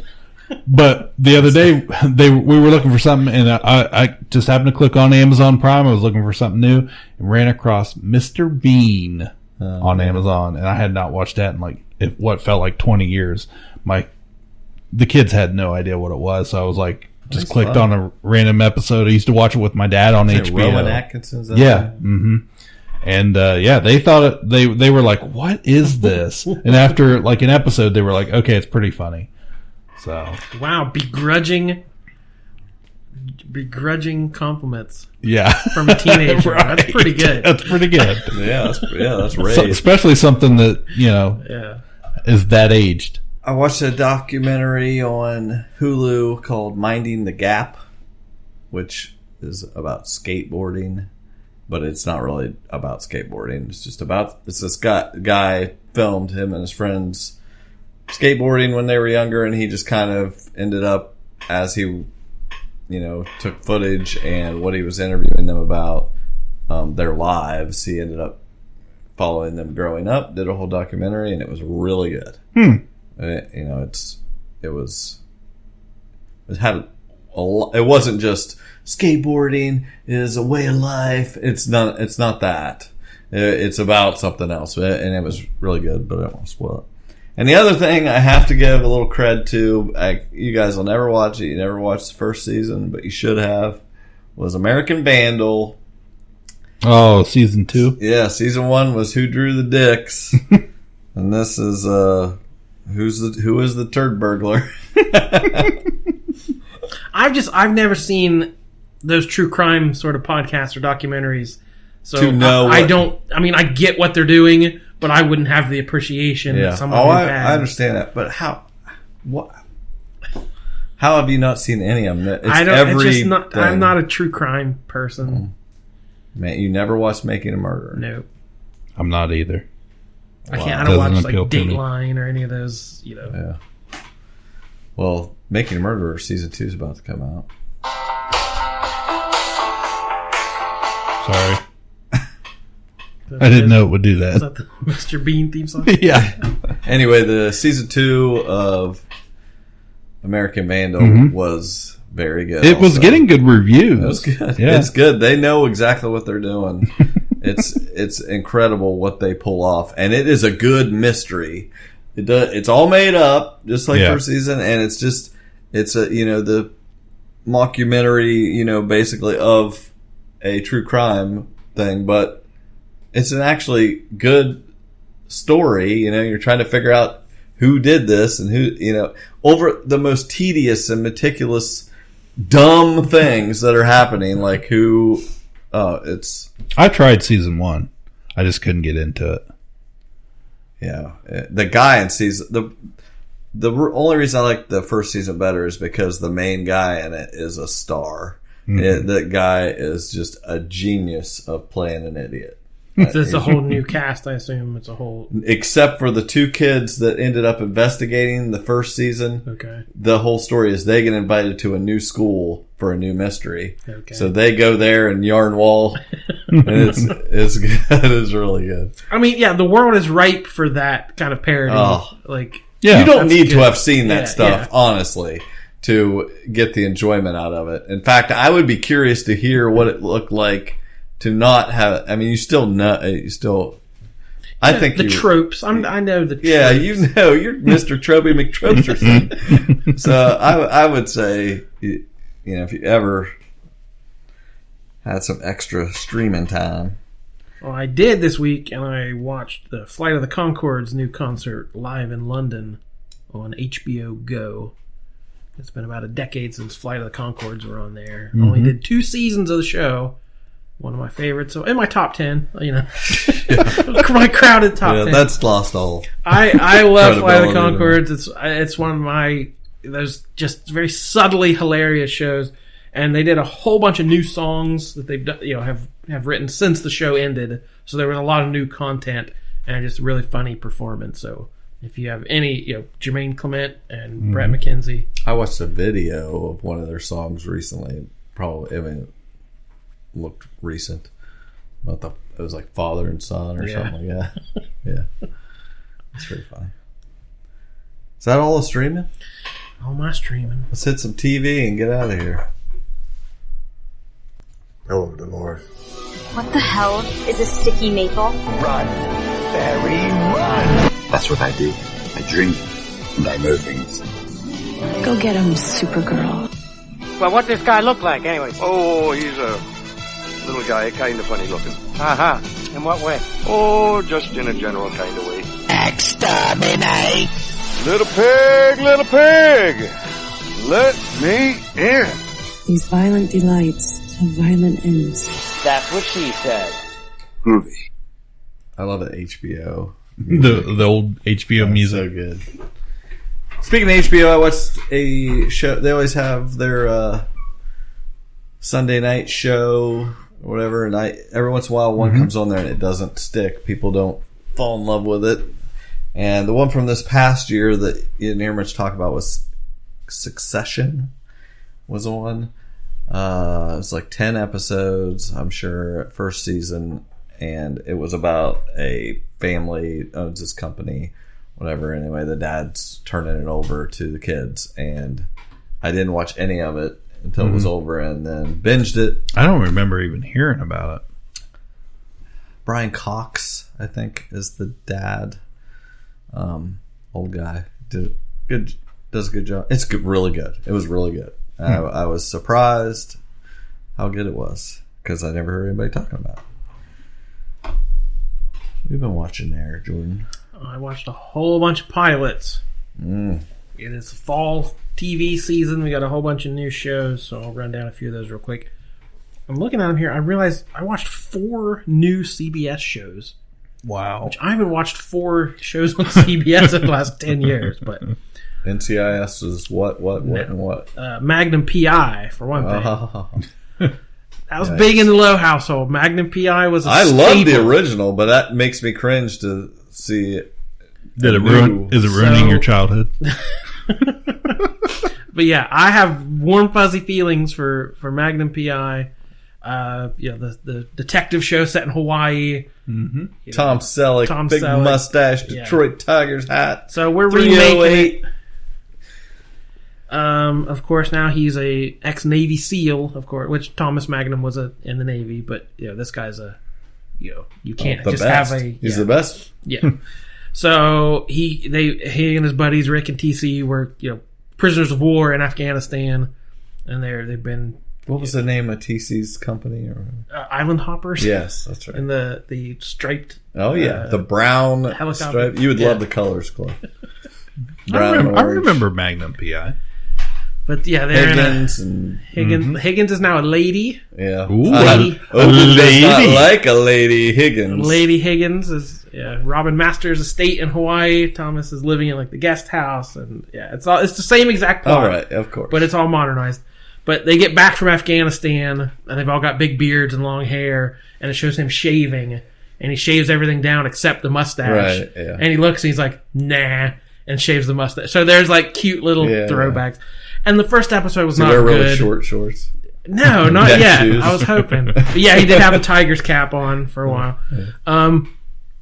Again, I try not to judge a show by the pilot because they have to throw in all that information. So I watched the second episode too, and it had Carl Weathers in it, as was like a fisherman, and he caught this, whatever those really expensive bluefin tunas or whatever they are. Like he had this fish that was worth $300,000. Did it bite his hand off?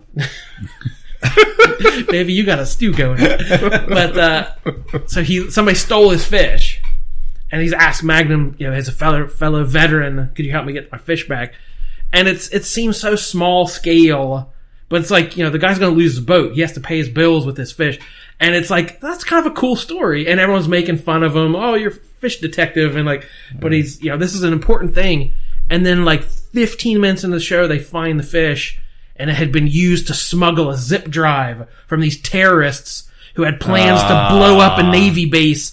And it became this international espionage thing. I was like, no, that's not what I need. Why did this have to happen? I was like, every show on TV is Michael Scott doing improv. We're just you pull a gun out, quick. Yeah. You can't, that was an interesting story, finding a guy's fish. Yes. I could be into that show, but I don't. Build a cast of quirky Hawaii characters. That would be awesome. Although, I mean, he could be the Jessica Fletcher. The most interesting thing that could ever happen would be pull a gun out. Right. What did he whisper to you? He said he had a gun. I think of that episode all the time whenever a show does something dumb like that, where it's yeah, you didn't know how to raise the stakes, did you? You just pulled a gun out.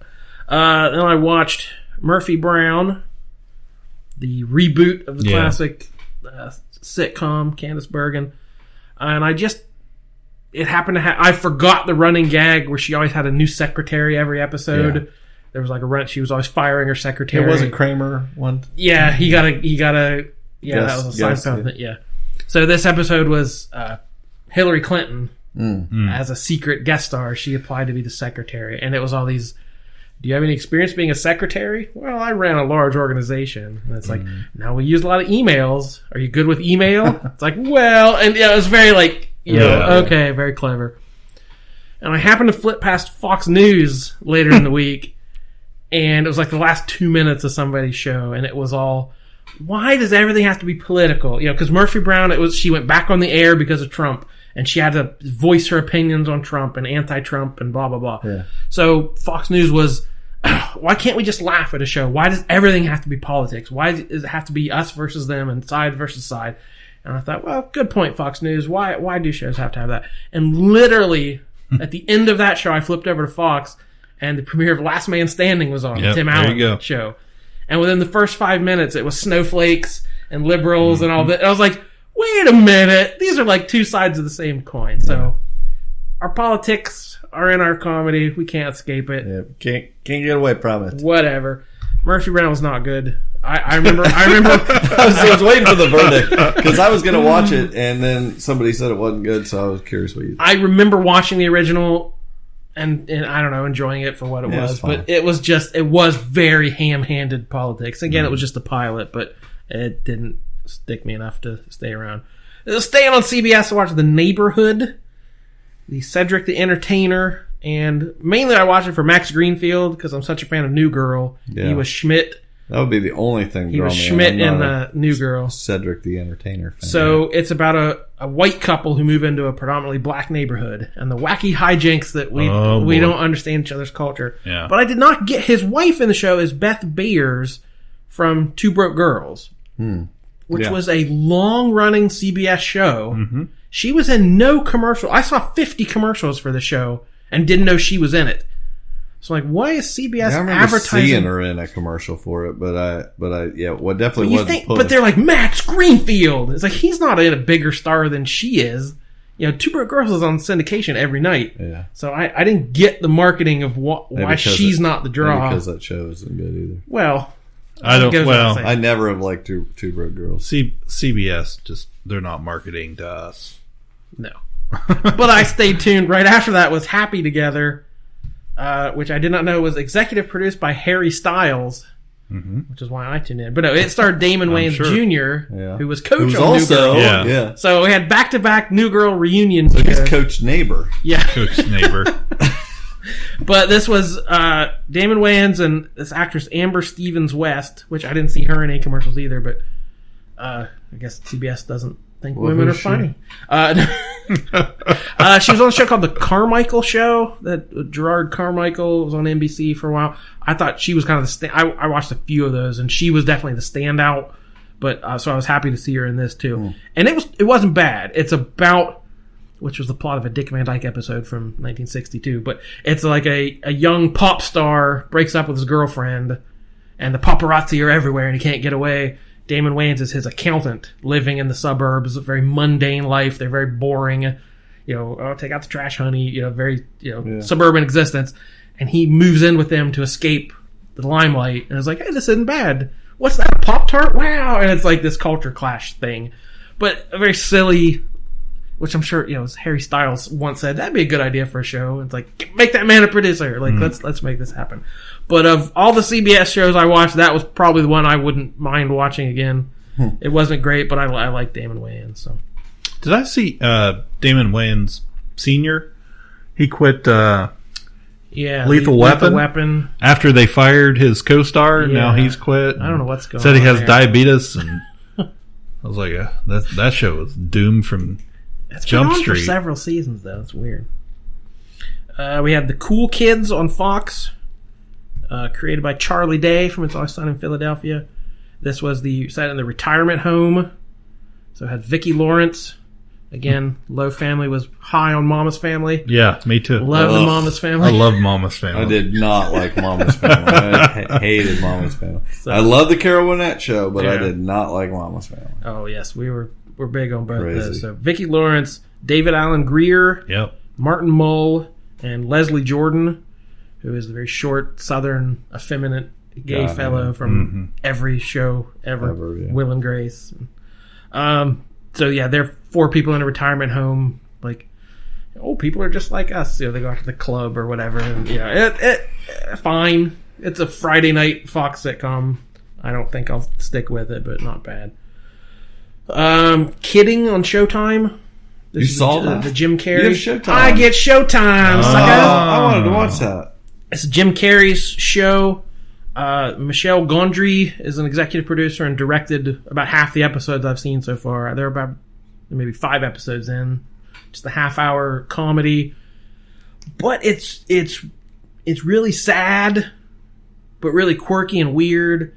And it's just tonally it's odd. It's hard to keep up with. But he plays Mr. Pickles, who is a kind of Fred Rogers, Sesame Street kind of guy who's been a children's entertainer for decades. And there's a lot of puppetry. You know, that Michelle Gondry, who did Eternal Sunshine and Be Kind, Rewind, like very clever, you know, visuals with low-tech special effects. So, so he has a child that dies in a car crash. And it's sort of this grieving process of like, he can't show that kind of emotion. He wants to, well, we have to talk about death, children. And they're like, no, you're a $1 billion brand. You know, you have to smile and be like, hey, kids. So there's this weird, like, sadness throughout it, but there's some humor. And it's got Catherine Keener plays his sister. Judy Greer is his ex-wife. And Frank Langella is his dad, who kind of runs this show. And I think Frank Langella is going to get nominated for Emmys and stuff this year. So Frank Langella is excellent in it. I said, I just don't quite get... The first few episodes were hard because it was like, this is all just sad. There wasn't a whole lot of like fun to get through. It was just like, just watching people be depressed and not dealing with it well. Like, it took a while to kind of click with me, but I've enjoyed it. I'm going to watch the whole thing. But most importantly, the Purge on USA. We get the Purge, the series. 10 episodes. It's that 10 years after the first Purge. We're purging for 10 hours. We get 10 hours of purging to enjoy. I said, this is my guilty pleasure. I love this movie. I have yet to purge. It follows several characters. So, you know, the movies are like less than 2 hours. You don't get a whole lot. So this follows different people on different, you know, things that are happening. And there's clever little things like, you know, there's a used car dealership that's like, if you come and survive the gauntlet, you win a car. So they're doing these like, you know, Purge Night infomercials where they're like, you know, giving away cars for people who survived the bloodbath and all kind of stuff. But I wanted to mention, this was at Comic-Con this year. I saw a dozen articles about this. There was a pop-up shop called Purge City. It was outside the convention. And I saw people like, this was the best thing Comic-Con's done in years. They were giving away $20 in Purge bucks. Come to Purge City, and they had balloons, and it looked like Party City, very colorful signage, and like everyone was in like bright blue smocks, like, hey, welcome to Purge City.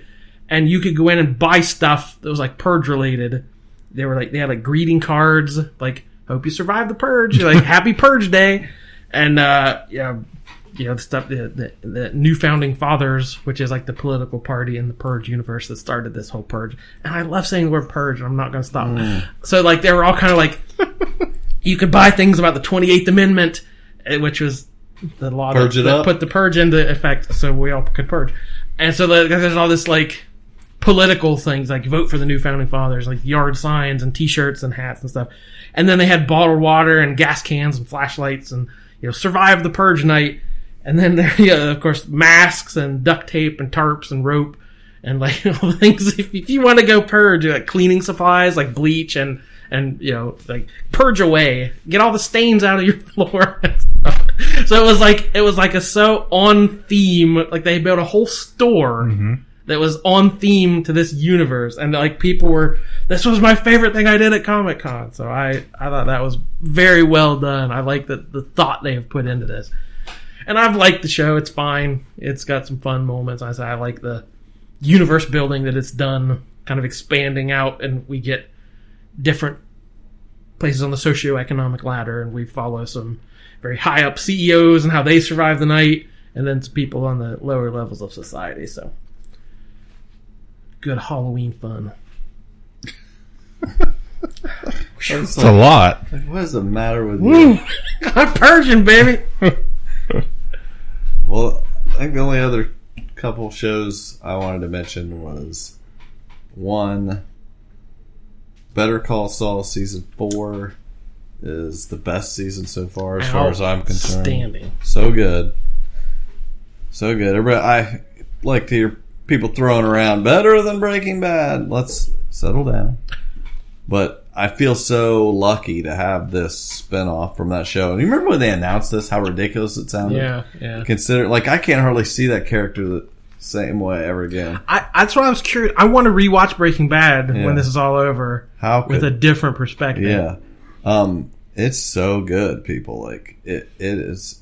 People do, and and watch it without ever having seen Breaking Bad, and I'm sure it is just as enjoyable. Like, I mean, there are little nods to it here and there that are great, and seeing these characters coming back, but it definitely at this point just so holds up on its own. And this season was really great. I can't tell you how much I love Kim Wexler. Oh yeah, and watching Jimmy / Saul screw that up slowly over all these years, and like we're hitting that point now where he is.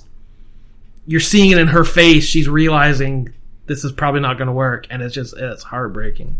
This is the one. Like, she's the one person that could save him or keep him from that life. That ending is so good. So much to think about. What it's like. What do you expect? What? I don't know. It was good, really good. And Mike, if you like Mike Armentrout, you get a bunch of it, and you get everybody except the main couple guys so far. But I just love it. This is, like I said, is the best season. The other show I was going to say was the show that follows that I watched the first season of. I want to say Ladder 49. That's a John Travolta movie. Lodge 49. I don't know the guy's name that's in it. But there's some Bruce Campbell in there. Say what? Yep. But it's basically about this guy, beach bum basically type character, and his dad died and he's just kind of lost, and he ends up finding this lodge, kind of a water buffalo type lodge feel, and he ends up wanting to just be a part of something, and joins this lodge. And I just like the word lodge, purge. I'm watching Purge 49.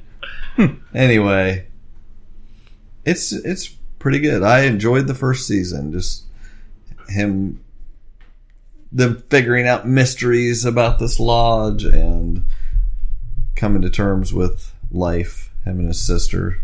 I've never seen the girl before that plays the sister. She does a really good job too. It's a good show. I look forward to the second season, if there is one. Well, we didn't talk about the season premiere of Flash on the CW, and how red his costume is now. Because I know some people really appreciate that. We got the Flash ring. We got the costume in the ring. Yeah, so he's trashed all his old costumes, and his daughter, who appeared last season from the future, has arrived. Which her name is Nora, but I couldn't understand what they were saying. I didn't know whether it was Access or Excess. Excess. But it is the letters XS. Yes. That is her cool futuristic name. So yes, it's very schway.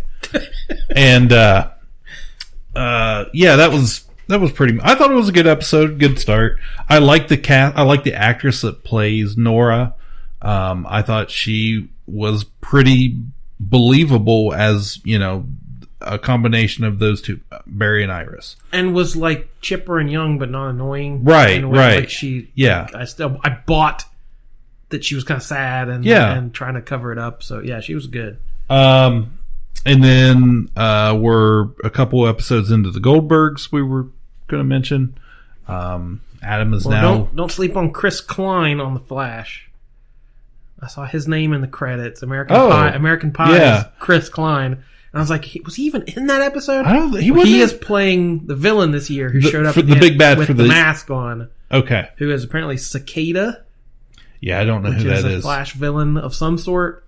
So be on the lookout for a villainous Chris Klein in our very near future. Apple pie, man. Yeah, the Goldbergs it started up. Adam is now 16, driving, has a girlfriend. The big story I think this year is going to be Barry getting his now engaged to be married, and he's still in high school, and where that leads to. I'm curious to see if they continue on or drop her off, Lainey, at some point. But drop her off here. And the other big one, she's in 11th grade. Yes. I'm sure. Yeah. Well, that's a step. I mean, she has these started her junior year. Are all old. The other big popular show right now is This Is Us. I think we're 4 episodes already into that. I gotta tell you, this show's pretty good. I normally don't watch anything but comedies and superhero shows, and this was a big deal a couple years ago. My wife started watching it. Some other folks that we know that used to be around watched it, and and it's just written. It's written really well. The characters are, you just grab onto them sometimes. But Sterling K. Brown, he was a big star the first couple years, I think, and Mandy Moore is so good for running multiple, playing different ages of this character, and I feel like each era of the character you get a little something different from her. But I've really enjoyed her arc so far, and Kate and Toby are now trying to have a child, and we're dealing with their in vitro process and all the stress and stuff that comes along with it. So it's really good. I don't want to give too much away. We're pretty early in the season. You can watch it on demand if you're not watching live on NBC. So that's all I got. Yeah, I mean, there's a ton of other shows that's that time of year, but we're way behind and just playing some catch up. Black Lightning, The Gifted, Supergirl, these shows are all kind of just getting started, so there hasn't been a whole lot going on. But I did want to mention, last thing, Walking Dead Season 9 premiere, which Season 8 got a lot of heat. A lot of people not happy with what happened. Yeah. Certain deaths and things. Which there's people since this first season haven't liked things, but apparently the season premiere drew 6.08 million viewers, which was half of what season 8 premiere did. It was 11.44. So half the people watched the season 9 premiere than did the season 8, and these are the lowest ratings since season 2, when it was kind of first building its obsessive audience. So.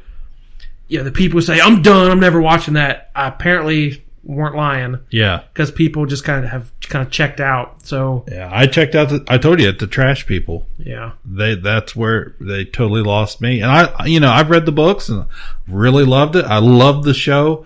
But, and it's, the network is talking about, doing movies and continuing on 20 years and all this stuff. And I'm like, come on, who are you fooling? No show can keep that momentum. No. This was the biggest thing going for multiple years. And it was great. And but I gotta say, I really liked this first episode. I was that same, I'm in however many episodes they do. I'm into this show. I'm gonna keep watching it. I want to know what happens next. But I had those same feelings of like, this, it just took forever. The Negan stuff and the Negan war and get it over with. And that we start season 9 with a little bit of a time jump. Maggie has had the baby. It's, a few months old probably. Mm-hmm. So, and they are the world's longest pregnancy. Right. So, then Judith, Rick's baby, is a little bit older. So she's she's like a junior in high school, basically. Yeah, they made her like Carl's age. Like, I'm the new Carl, Dad. They've kind of starting to rebuild society. the season opens, they go to Washington D.C. to break into a museum, and they get some like old farming tools, and there's like a seed depository of all these farming equipment and farming necessities and things. They get a covered wagon that they can use because they're starting to run out of gas, and they're trying to figure out ethanol and all this stuff. So it's like, it's not this constant, oh, somebody's trying to kill me, someone's trying to attack us, someone's trying to break. That's the stuff that's so much more interesting over and to over me and over is this again. World building. That's what I was saying, talking before we started recording, is the comic is so much more of that. So much about characters and what they're doing, how they are dealing with this. That's what is interesting to me, not the zombies. I remember getting so frustrated. It's never been about the zombies to me. I don't know why the show was so stuck on that. But, well, I remember even the show they've had some good storylines and moments where it wasn't just zombies are chasing me. And I remember getting so frustrated because when The Walking Dead was at its peak, those first few years, and like you'd hop on like social media and stuff, and there's just people like, well, that episode sucked, and because all they want is zombies chase me. They couldn't. But that's the show's never been able to figure that out. Like, Talking Dead afterward, they'd be like, so what was our feeling? Oh, how do we feel about this? What do you think this means? And it's like, zombie kill of the week. And they tried to have it both ways, that it's a deep, meaningful show, and then like, oh, look at his head explode. Right. Like, they were trying to play both sides, and it was never good at it. But did you watch Talking Dead? No, I turned it immediately off. I was curious. I'm done. But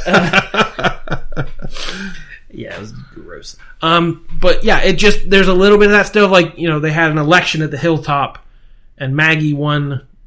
She was duly elected to be leader, and Gregory's kind of scheming behind the scenes. Oh my God, that guy's still around. Yeah, there's still that kind of stuff, but I'm more interested now because they've slowed down the non-stop.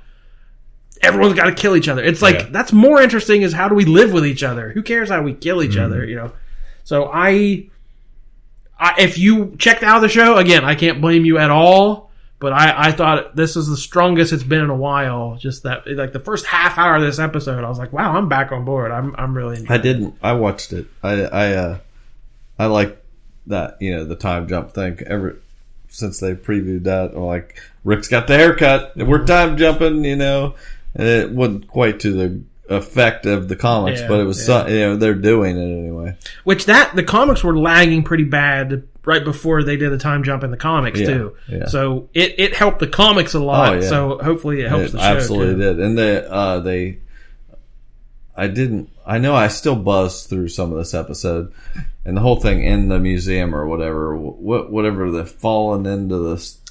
Well, there's like a glass floor in this fancy museum, and like the floor below them was covered with zombies, so they had to get everything over. It seemed to me like they could have got around that. Yeah, and like there were these metal really beams. Creating a problem. Yeah. Anyway, whatever. It's Walking Dead.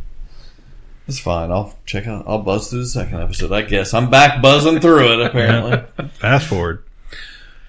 Hey, if you buzz through this episode, we thank you. We are not surprised. Sorry, we took some time off, so we had a lot of stuff to cover. We skipped over a bunch. We were going to talk about it anyway, so we figured we'd record it.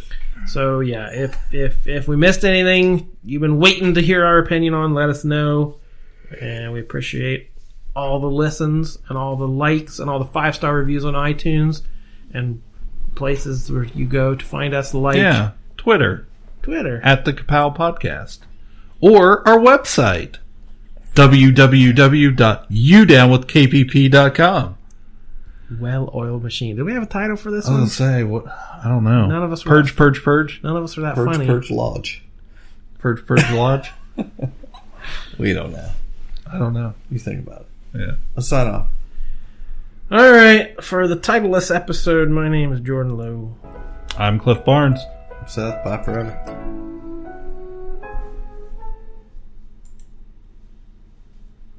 Ka-Pow, the pop culture podcast, is intended for entertainment and information purposes only. Sounds, music, and clips played during the podcast are property of copyright holders. All original content is property of www.udownwithkpp.com.